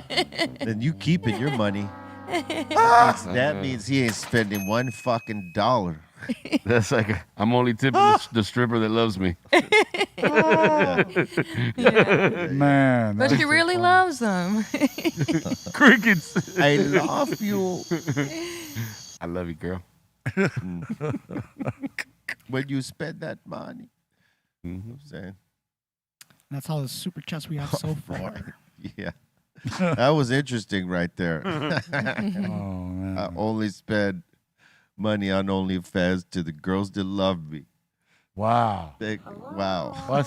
He said, wow. Nothing wrong with that, huh? I think you're one of those people that needs to go outside more. That's some Look at what delusional you're getting ass motherfuckers out there, bro. No, he was playing. He's joking. Yeah. He was I playing, figured. He was totally Dude. playing. But that sounded funny, and I there's probably motherfuckers like that. Oh, yeah. Oh, yeah. They're trying to, they're up there, but they ain't spending no money. Mm-hmm. Bro. When I find one that loves me. No, you ain't gonna find that though. It's not for that. That's not a love site. It may not be that place to look for it. Yeah. Yeah. No, it's definitely not the place to look for it. Yeah. Let me Drop save you some some cash. time. Drop some cash. She'll tell you she loves you. Oh, It's a shit. place for a service, you know. It's Yeah. a Hey, what's Tell the you trip? whatever you want. This actress from the 80s, she's like fucking 82. Funny. She's from the 80s and now she is 82. Is just started OnlyFans. Donna Mills is her Oh, name. what the She used hell? to Knots be on Landing? Knots Landing, yes. No way. No B, are you way. kidding? I am not fucking kidding, son. Doopy. Did I stutter when I said it? No, but Ray, I'm show just me like something. Did I sometimes you'll- sound like I was joking? All right, now What's- you're doing a what's this number on person's me. name? I just I'm not. Hey, no, look, Ray could look it up. What's and- this person's name? Donna Mills. Donna Mills. And she was like one of the hot, sexy fucking broads in the fucking 80s. You know what I'm forget saying? it, like there a- she goes. Okay, that's her oh, today. period. Okay. That's the lady today at a spry 85 years old. 85. Ready to Mills? start up on OnlyFans. And she said, whatever happens, happens. No way. I bet she's making bank. You know what's the funny thing about the OnlyFans? I'm not telling people to make OnlyFans, okay? First of all, I just wanna start with that. Okay, I'm not clearing that up. recommending it to everybody. If you have a big platform, yeah, okay, you can make some good money, but don't make it if you don't have a big platform. But I was just gonna say that it's funny because a lot of people, when they talk bad about OnlyFans models, they'll be like, well, what are you gonna do when you're old and nobody wants you? Like, sorry, the money will still come in. If you're wanted, you're wanted. There's a market for everybody. Like, just because you're not attracted to somebody doesn't mean a bunch of other people aren't. True that. Especially if you're a celebrity, if you're talented, if you're funny, if you know, people like you for you. People got it's old not lady. necessarily about the People old lady got old lady fetish. Yeah. I know somebody around here that has the old lady fetish. He's not in the room right now, but he's around. You know what I'm saying? Hey, Is it but a she or a he? Hey, old ladies need love too. but Shit. there's Yeah, people. absolutely. But what about dudes from her era that saw her all sexy when she was hot, and they're still looking at her like, "Yeah, I remember, girl. Whatever. Show me. What are you, Well, what are they're you working with now?" they're not watching OnlyFans. Those guys are doing something completely different. What are they doing? They're calling the escort service. They're Okay. not fucking OnlyFans. Old school. Guys from her Love it. time. Oh, Guys from her time. Yeah. No, they're calling the escort service. they're not on OnlyFans. They're not going on OnlyFans. That would be kind of fucked up. A 70-year-old dude going on OnlyFans trying to get at. At her? I would imagine it Donna Mills. happens. I would think. But I'm saying dudes from her time that followed her. No, they're calling escort. In their 80s. Jeez, man. Yes. I mean, but OnlyFans can be cheaper than an escort, depending on the escort and depending on the OnlyFans. Yeah, but they don't know that. Those guys are, like, you can't teach an old dog new tricks type of thing. Right. I don't know. My right. grandma's Yeah, in I her got 80s you. and I she's hear on what you're Facebook. saying. She's on Facebook. Man. There you Oh. go. See, but you're with the shits. You could teach her things, right? Not every grandpa or grandma has someone in the Yes. industry to give him that kind of game. Dang. Thank you. How many 85-year-olds on Pornhub and shit? More than you think. Might be too aggressive though. I mean, Yeah. Doctor tells you, hey man, Take it easy. your heart rate can't go up. Stop with the Pornhub. You Stop gotta with the limit that shit. OnlyFans. No OnlyFans, no my Pornhub. You know what I'm saying? No Twitter, no Reddit. Blood pressure, you know? Because you get the fuck clips on both those. Oh my Okay. god, That shit is crazy. Yeah, Your blood pressure goes up, it's over, bro. It's like, man, this shit is way too much. Yeah. Yeah, sometimes I'm on X and it's like all of a sudden it's porn. I'm like, oh my god, what is going on? Oh, Like, the I advertising. have to unfollow a lot of people. It's and- ramped yeah. up. Yeah, Yeah. yeah, Yeah, for sure. It's way the fuck ramped up on there. It's like, oh man, what? Like, why even do shit here when it's all just about this? It's pretty toxic. It's a lot. Yeah. Like I just said, it's a lot. It is. I mean, not that I would know or anything. I don't know. Oh, you sure know. All right, next. Tony, Reverie, your mixtape, Castle in the Sky, straight, radioactively fire. Thank you, thank you. It's Castle in the Air, but close enough. But I appreciate it. That's actually the first project that I ever put out. I was 19, and Loudon recorded that whole project, but that was when we were stealing beats. Yeah. Big We shout made out it to- when we just moved to Seattle because we came from LA, obviously, and we didn't have any friends up there. We didn't know anybody, no family, nothing. Just me, him, and my mom. So we just had nothing to do but make music, you know? So that's what we did. Yeah, that was so long ago. It's That was crazy. the set off point right there. You It know what I mean? Where was. you focused up on doing it. Mm-hmm. Yeah. I remember that we put it out on MySpace, and I remember MySpace had a play counter, Yeah. and then I remember the mixtape got 3,000 plays in 24 hours, and even now that's good for like a Yeah. beginning artist with their first mixtape ever, recording in their mom's, their mom's house. But I don't know what that would be equivalent to now. It's like way more, But Yeah. I remember thinking when we had those 3,000 plays, I was like, oh, maybe we could do something with this. I think we should make another mixtape, You got 3,000 people at that on that first one. You know what I mean? Like some people don't get that. Yeah, some people don't it's- get 30 plays. It's something that you could build off of. You know what I mean? And you guys did that. I remember we used to drop all our projects on Mediafire. Do you guys remember that? Yeah. Mediafire? Yeah. Wow. We would get thousands of downloads on Mediafire, like so many. Wow. I remember, that was kind of around when people were starting to put out their music for free. And we would always release our projects for free. And they would ask me in my interviews back then, oh, how come you guys put out your music for free? And we were like, man, like, we don't care about the money from it right now. We're not even making money 'Cause from you're it. not on there We'd right rather now, just yeah. put it out and just get people listening to it, Yeah. And I remember at the time, it was such an innovative thing where now it's like, my music is essentially free for everyone, unfortunately, That's why Yeah. it's good people are making like their Patreons and like the Even Biz and, Oh, yeah. asking people, Bandcamp. It's cool. I like that people are going back to being willing to pay more for the music, with just the digital version. It's good. Yeah. True. Because damn, not getting paid for music it does suck. And that's what it is for everybody. It doesn't matter who you are. Like, the fact is, that, and we talk about it a lot, that all these streaming services, the royalties that an artist gets from it, I mean, you have to have unimaginable numbers to make anything significant based off of our royalty rate. And it's really unfair. It's like we got screwed. Our labels pretty much settled for a fucked up number. And based on that number, that became the template, whether you're an independent or not. Yeah. 0.3 of a penny. Yeah. know People what I- always ask me like, oh, does Spotify pay you good? I'm like, Spotify pays me with a slap in the face. That's what they pay. They don't really pay you. Yeah. You know what I'm saying? T-Pain made this video like recently Yeah. within the last couple weeks, and he was talking about how when he made all of these records with these record labels, he never agreed to putting out his music for 0.003%. None of us did. Yeah, and then the record labels just decided what to do with all the music, and now it's a standard, like you said, And I was like, oh, it's really interesting to think about it like that. Like I've always been an independent artist, but I was putting myself in his shoes, like, oh, damn, that's crazy. This went from making like millions and millions every year, to now it's like, I don't know. I mean, he probably still gets paid all right, but not compared to how he used Well, to. until artists say fuck it and like all band together and say, hey, listen, we're going to pull all our music down unless you change our royalty rates. That's the only way it changes. Like, because we can all complain individually, that ain't going to move the needle. But if every artist threatened all these platforms to pull the music out.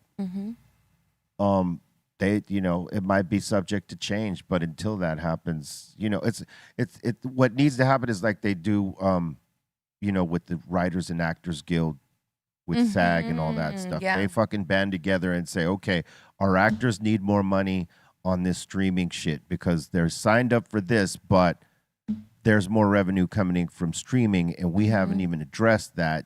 You guys didn't put in the contract what this or that would be, or the rates are unfair. And they go and they change the rates. They change the rates for the directors, all that shit. Even for fucking anyone who was involved making the movie, they're writing for that person's fucking rights and fairness of pay, right? Fairness. So if they need to get fucking bumped up, they do that, right? So they did that. They did that a number of times for each other, and they got the actors paid, they got the directors paid, and all that shit, and made the movie companies pay up. Because they were making so much money on the streaming. Like, hey, we need to touch that too, because you put our art that we created for you under contract over here, but you're not sharing that revenue with us in the same way, right? And so they fought for that. Artists need to do the same thing for each other, man, because our royalty rate there is never going to change, because our labels aren't going to fight for us for that. They are okay to keep it just like that, because guess what? In that form, they don't have to make CDs. They don't have to make album covers. They don't have to make the vinyls. They don't have to put the shit physically out. They don't have to manufacture and produce volumes of this. It could just go out, and it doesn't cost them a fucking dime. You know what I mean? Yeah, that makes sense. Whereas before, because the digital shit was coming, the digital age, these people thought no one are going to buy albums or compact discs when they could just go get it on these streaming services. And they were right to a degree. More people will get the music off of there, and they don't realize they're not supporting the artist by doing that. Buying the physical copies. Yes. Or buying the download to that song that costs this particular price, not, there's no way to get your full fucking money from not one of those platforms. So the physical that you could go buy in this record store or from an artist's website, that's where it's at, really, where the artist makes money off their art, aside from the shows and merch. That's what we've been subjected to since they've done that. Because now our art per song is valued at 0.3. That's crazy. How fucked up is that? Yeah. That's what our music is worth. Damn. Oh my God, I know. Yeah, so artists need to band together and say, fuck this.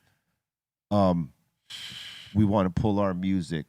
We don't want our shit here unless our rates are different. Thank you. Yeah. And that's not just to Spotify, that's to all of them. Yeah, because our rates they happen to be the most fucked up rate, but they're all fucked up. Yeah, they are. Not just one. It's all of them. Yeah. Yeah, I mean, our record companies unfortunately sold us out for a cheap fucking price. You know what I'm saying? I had a great time on Sony, but like in that regard, yeah, we got fucked. We all got fucked. No one didn't get fucked. But and also they fucked themselves too. They sure why did. would you agree to that? Why would they let that be the standard? Because they thought something is better than nothing. But yeah, that's such You know what I mean? That's like the scarcity mindset, like not thinking it's gonna still be worth something when it would have been if they would have held their ground. I think they were half in, half out, right? They thought, well, we need to get involved with this, but no one's gonna fucking choose, this over that. So they settled for this bullshit rate, thinking we're still gonna make money off physical things. Yeah. Right. And that wave that happened where it's like, I'm just going to get it off of this side. I don't shit if I don't got to pay for it. I'm gonna, you know what I mean? Right. Yeah. They didn't anticipate the strength of where digital was going. If they had, they would have gotten a better rate. But they thought physical would never die. Like Blockbuster. Yeah. like Yeah. that, right? Same kind of. And then what happened? They have eventually killed off the fucking shit. Record stores went away.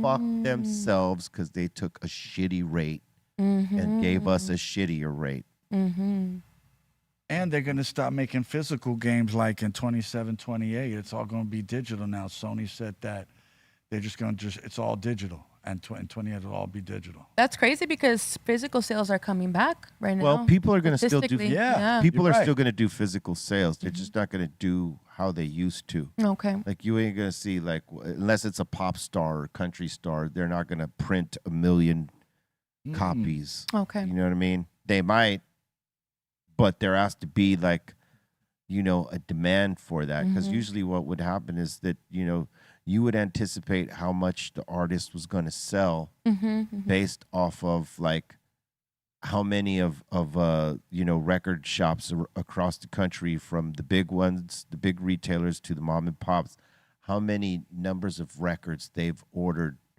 before the record's even out. Okay. Right? So you could say it shipped 500,000 because you had 500,000. You had shops in total.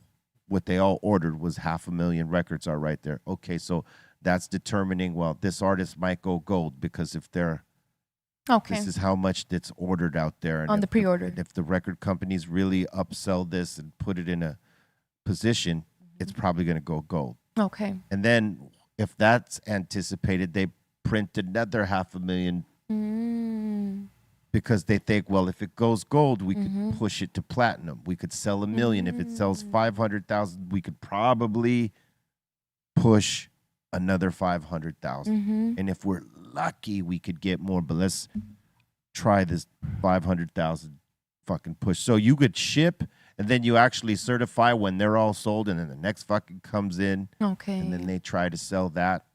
And then what some record companies would do, let's just say an artist had 850,000 records sold. They're right on the cusp of 1 million, but it's slowed down.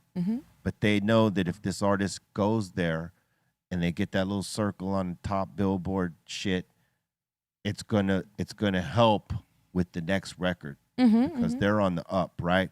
Record companies would buy that 150,000 records or whatever it was, and fucking get them to go platinum, and then just push all that shit out, promo with street teams and crap like that. Okay, that makes sense. Yeah. Yeah. So I it's like see. how people Some view people farm went platinum. now. Yeah, It's like they do like they Click did Farm. that. Click Farm. There you go. Yeah, it's like that, but like the old school original way. Yeah. That's cool. Okay. Yeah, Got it. yeah. Click Farm is crazy because that's a lot. Many people have used that, but they're not claiming to have used it. Obviously, Of course. You Yeah. know what I mean? But we But kind of sometimes know. they get exposed. We kind of know a couple that have. But either way, all right. Do you got any more, sir? Yes, there are a couple. All right, bust it. Karina, I've said it before, I'll say it again. Fuck streaming. I wish more physical media was available. Waiting on my Dios Bendiga CD and vinyl. Ooh. Yeah, I think more artists are gonna sell physicals, depending on the deals they have, because most people have digital music deals now, but and they're sort of they have the right to print physical copies if they want to. So I think more artists are going to do that. They're going to sell music on their site, unless the record company that they're on is going to sell the physical pieces for them, which digital companies don't normally do. Some of them have that services and will offer it, but it's better if the artist does that from their website. They can keep track of everything they sell, drive all the traffic to the site, and do all that. And vinyl's kicking right now. Vinyl. Especially if you got some nice vinyl. Shit. Yeah.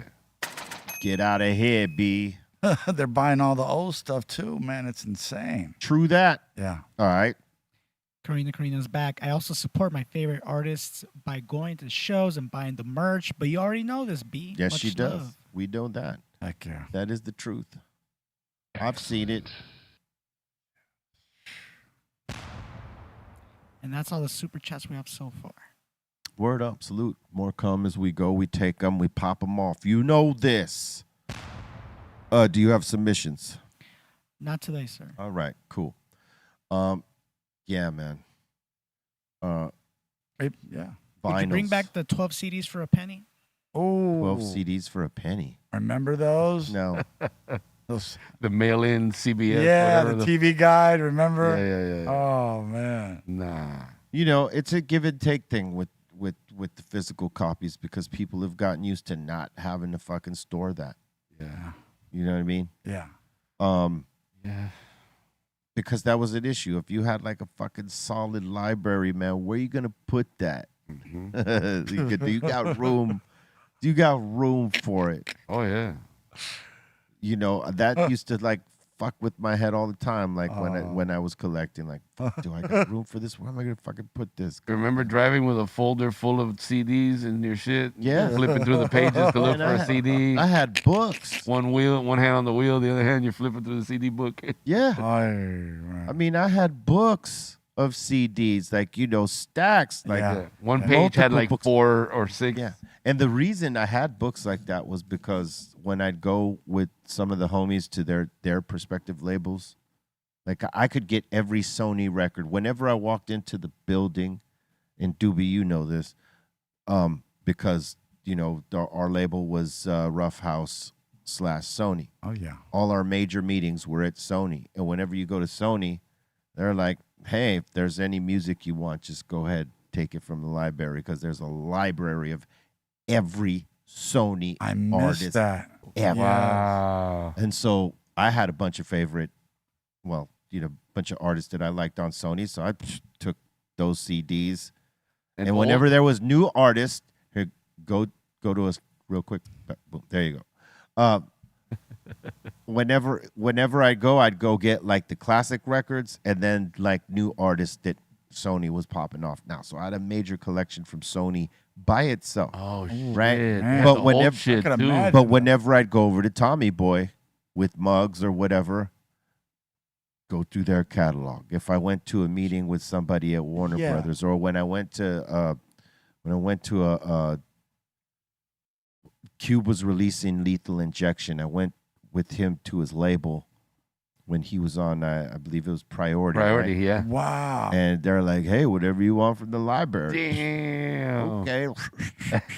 Bro, I went to a Warner Brothers meeting, and they had, I believe it was Warner Brothers, and they had the full Bob Marley fucking library right there. Oh, Fucking Took shit. all that shit. That's cool. So I had books, literally. That yeah. probably, the 3 books I had filled with fucking CDs were probably worth 10 racks today. Dude. Damn. You know what I'm Big saying? dude. And then one or two of my books got stolen when they smashed in my fucking window and took my fucking system. When I was putting systems in my whips, I had a system in this fucking whip. I Bastard. left the fucking book in the car. Normally I would take it in, but I left 2 books in the car. Out they went. Damn. Like, oh man, it took me 3 visits to get all that, man. What the fuck? But you know, it's all good. I got all that music back Oh yeah. over the course of time, but not those physical copies. Those were to the wind Yeah. with the thieving motherfuckers that got my system too, because they didn't just get the fucking books; they got my whole fucking. The whole system. fucking thing. I was in the crib for like 15 You was minutes. tight. Yeah, you Oh, was tight. wow. Like These fuckers were motherfuckers. fast. If I could have caught him, yeah. Oh yeah. After that, I stopped putting systems in my whip. I was like, nah, I'm just gonna go with the I'll stock kill you. system. Fuck. Mm. I gave up too many items like that to the wind, man, because I wanted to be bumping hard down the block. No. I remember. Yeah. No, you know how to do it. Yeah. I rattled windows, set off alarms, all the shit. But like in the end, broke in my shit, stole it, had to replace it, spending more money on some shit I didn't really need. I'd have to Yeah. be And it was like that. fucking up my hearing. You know what I mean? I remember that shit. Stock systems. No systems. shit. Don't break into my car for a system. You will get disappointed. Stock, baby. All right, next one. If you got one. Cheer. Cheer. Midget Mike. Free promotional use, only copies. LOL. Oh, yeah. For promotional use only. Yeah. That's the crazy shit. You would see those with a puncture. Mhm. So that Wow. someone couldn't take those and resell them back to a fucking record record store. Yeah.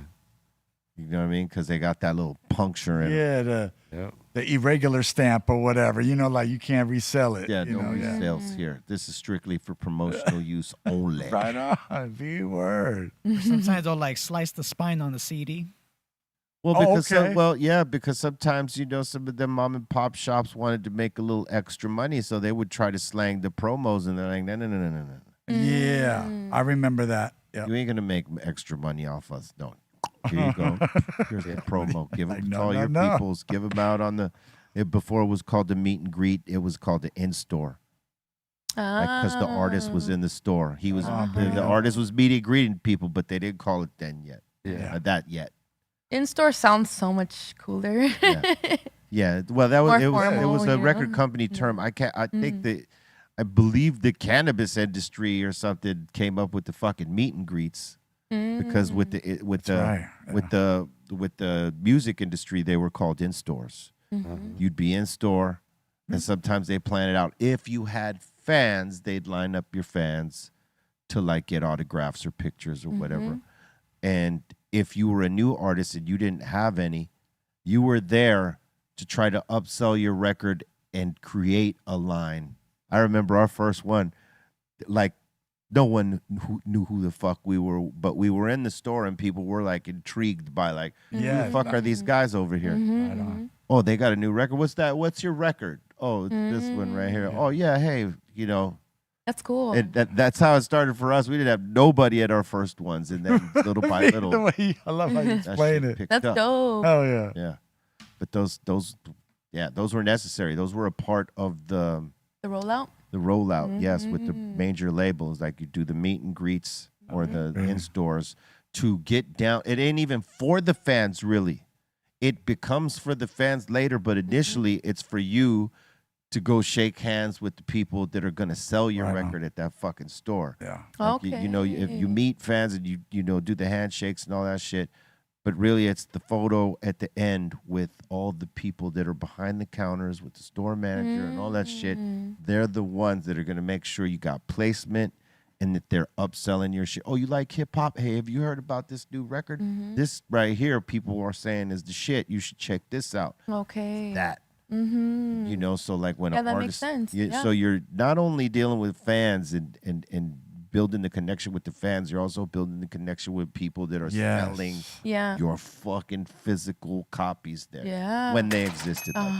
Make them want to sell it more, right? Yeah. So that makes sense. Yeah, so that was the premise of the in-store, which they don't do anymore, really. Maybe pop artists do that shit, but there's no record stores to do that in, except for like the amoebas and shit like that. So yeah, they cut that process out. We used to do those like crazy. It drove us nuts to have to do that shit. Oh, you didn't like it? In the beginning, because we didn't have anybody there. Okay, in the beginning, why are we doing this? But then we got it. Like once people started showing up, like that, when people got more familiar with with our shit and they were showing up, we were like, oh, okay.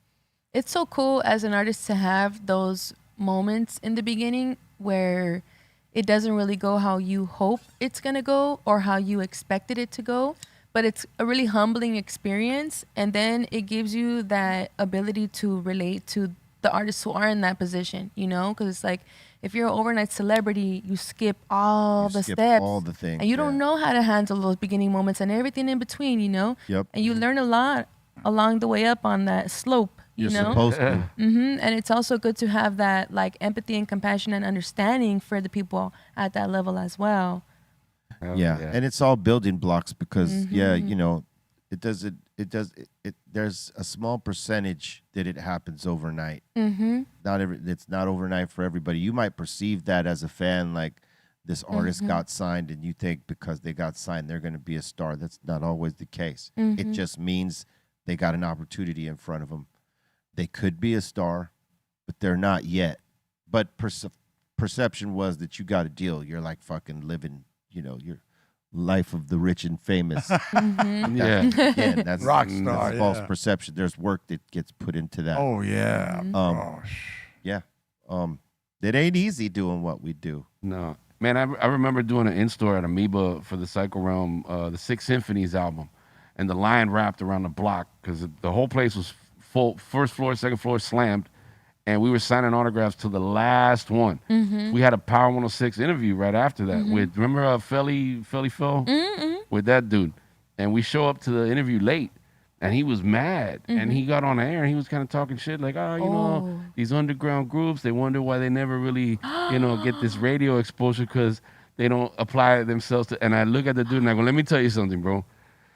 I would rather be there signing every last autograph for those people who legitimately got love for me than to come here and support you who you don't even play our music. Period. You know what I mean? So why would I go support you first and leave all those people hanging? You are tripping, bro. So you think I'm going to stay till I sign that last autograph, bro.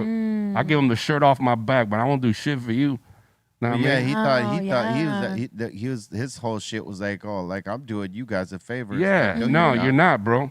No, you're not. Nah, the just streets because love you're us, playing you the know? record that day that I'm there. Yeah, that's it. That ain't a favor to me. Like if you're playing it after I'm gone and it's in rotation, that's the favor. Yeah. Because like, you know, people's attention spans are very short. So like you're going in there, you're playing my music right there when the minute I leave and you're not playing my shit, everybody forgot I was even there. Yeah, days pretty later. much. It was I mean, definitely a mutual favor. So what? You know, like you guys favor. were doing him the favor as well Yes. as he was doing you the favor in that moment.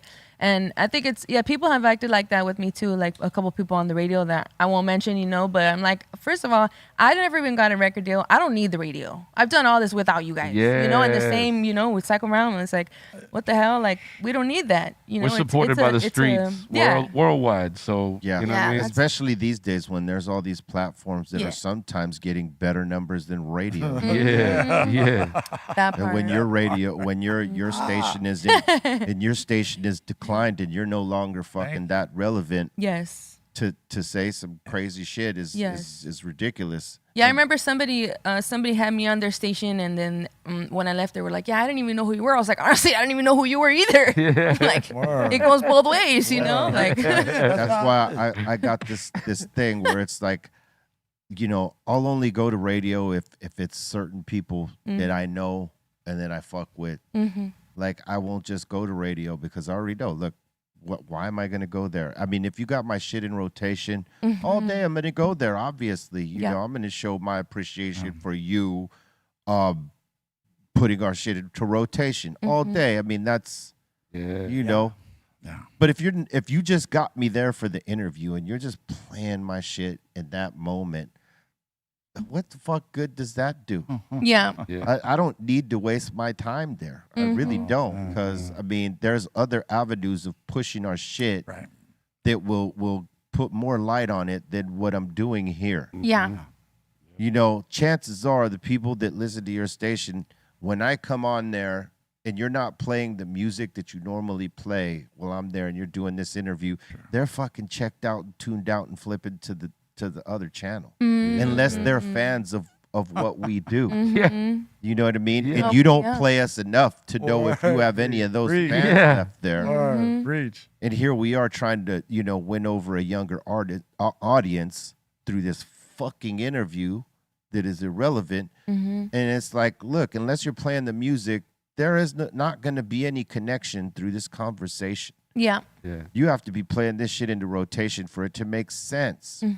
You know what I mean? So, like, but I get it. You know, some people want to talk to us because we've been around 30 some odd years and we've done what we've done. So fucking the interview is great. But in that moment, I'm doing you the favor. You're not doing me the favor. You know what I mean? And you especially, And so for me, like, I'd rather not do it unless it's like a big boy hitting me up or Letty or somebody like that. You know what I mean? Or CC, you know, I'll show up for them because they're my people. But like most other folks, nah, man, I ain't showing up to the radio unless you got my shit in rotation. I'm not gonna fucking waste my time and breath on. I'm promoting this album on this fucking station that doesn't play any of the music. Why? Pero por qué? No reason, bro. Fuck that. That's just a waste of my time and energy. I ain't into wasting it. You know what I'm saying? Maximize it. Exactly. Yeah, it's funny. Like sometimes, you know, I'm an underground artist. I never had a record deal. So sometimes, you know, people on the internet talk shit. They say anything to talk shit, you know, and that's like one of the things sometimes people throw at me. They're like, you've been making music for 10 years, never got a record deal, you never had a hit on the radio. I'm like, man, first of all, if you heard me 10 years ago when I was first starting, every song was like, fuck the radio, you know, underground hip hop, you know, like I never cared about being in the radio.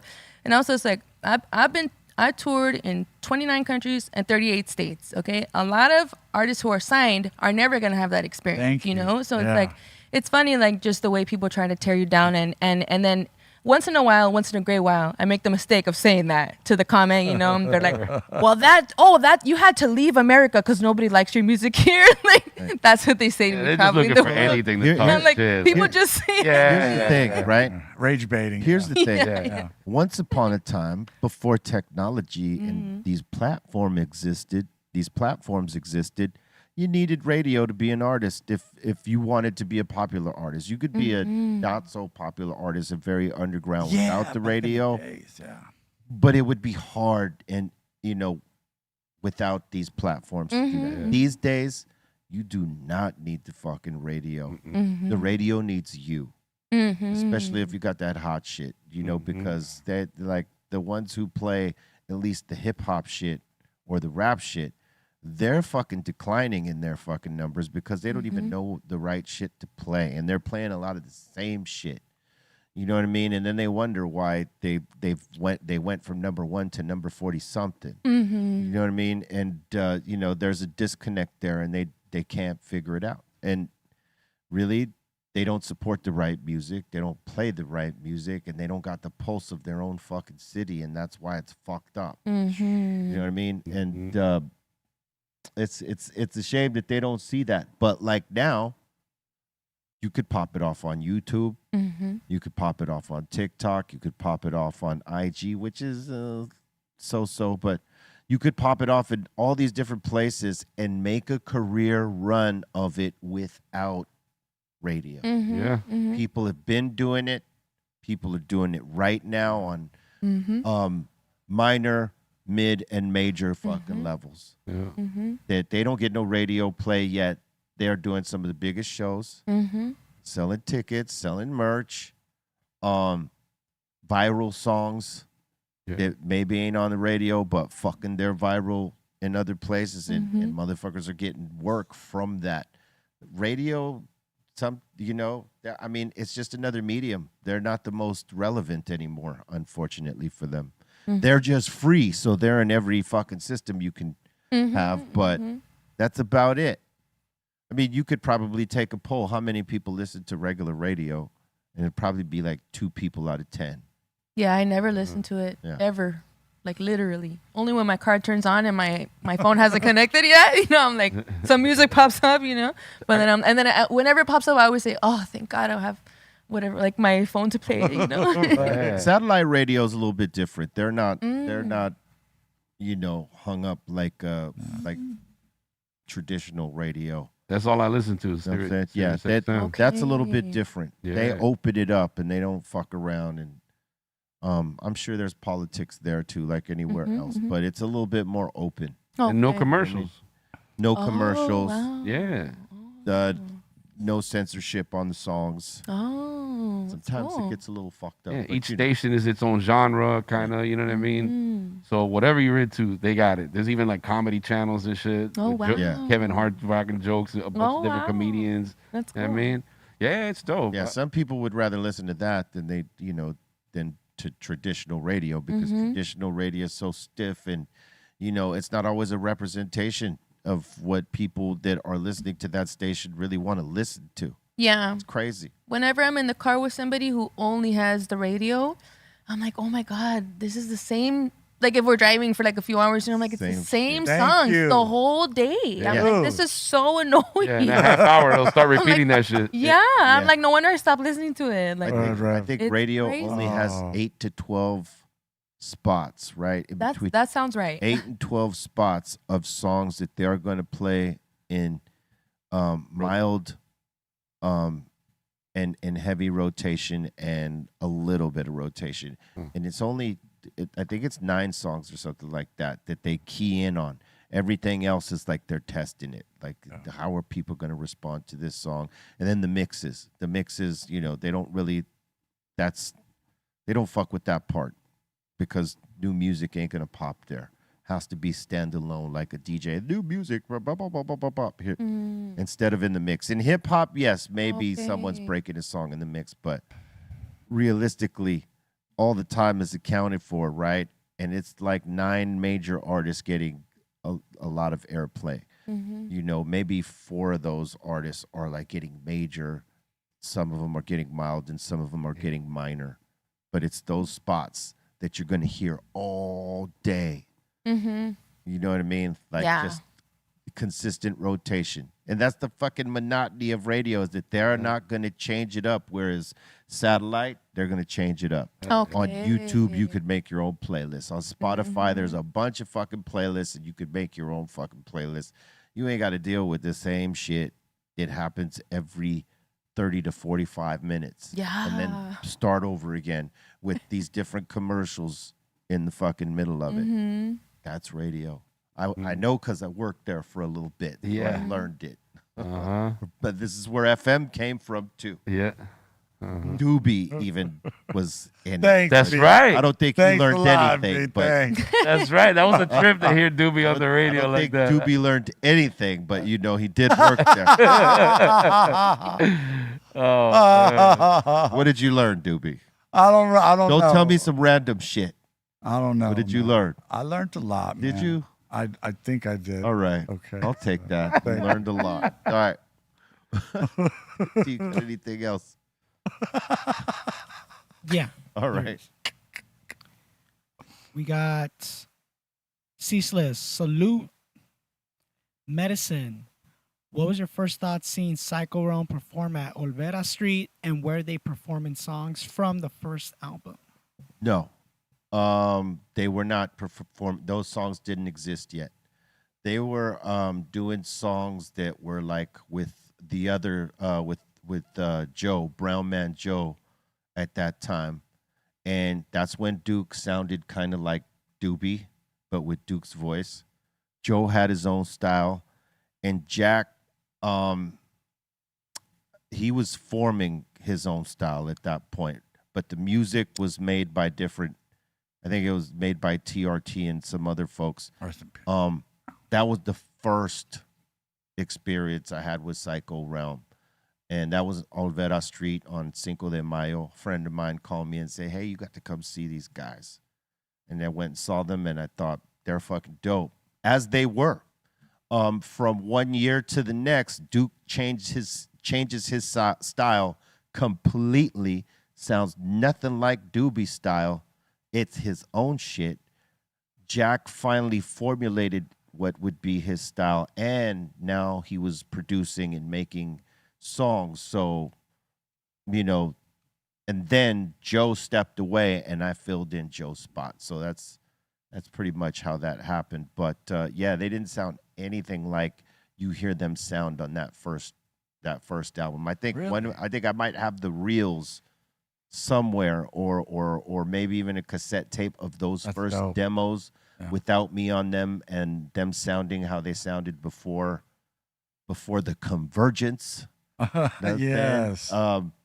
Yeah, but it took them that year to figure themselves out and to create what their styles were. They did a good job. And they killed it, you know, hands down. I mean, you know, they're one of the dopest underground groups ever. We know this.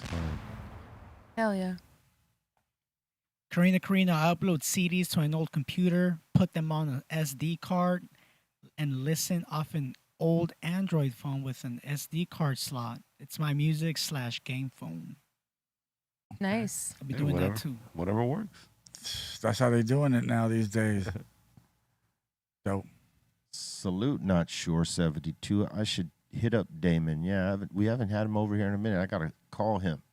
Bring it. That's my bro. All right. That's all we got, sir. Word up. We want to thank you for your interactions and you know, your vibes and all that. And we want to thank Reverie for coming back in and chopping it up with us. It's good to see you back. Thank you. Thanks for having me. I'm Back- excited. Always a good time here. And my album, 24 Karat Palm Trees, Without It, is dropping September 18th. So get ready for that. That's It's going to be a what's big up. one. You got any shout outs you want to give? Yeah, shout outs to T-Lo, TKO in the building. And just shout out to Loudon. The album's going to go crazy, and I'm proud of you, and I'm excited to see what's going to happen. And shout out to all the fans. Shout out to all the BREALTV team for having me. And yeah. Doobie. Big shout out to Rev, Toombs, F, Aton, Dro. Big shout out to Blaze, Strong One, a C minus, just everybody on the Dr. Greenthumb show. Thank you guys. Word up. Rah rah. Shout out to Ref to coming through. Thank you, Dominator. What up, FM? Nya. He always got to throw that "nya" in there. Yeah, shout out to Rev. Thanks for coming through. Thanks for having me. Always good to see you, man. Same. We gotta get together too. I gotta shoot you some beats, and we gotta work Okay. on something. Yeah, we've been saying that for a minute. I'm down. I'm still down. Yeah. I'm too tight with my shit. I gotta start open up a little more. But yeah, big up to everybody that tunes in. Big up to my homie Tumor, who's in the house. Treehouse, everybody in the chat and checking us out. 5150s, you know what's up. Check me out on IG, DJFM_LA. I got some shit coming up. This festival in October in San Clemente, the Rhyme and Resin with also Motley, Common Sense, a bunch of cool fucking groups. So yeah. Come peep it. All right. Peep. Don't be too tight with your shit. Swallow that.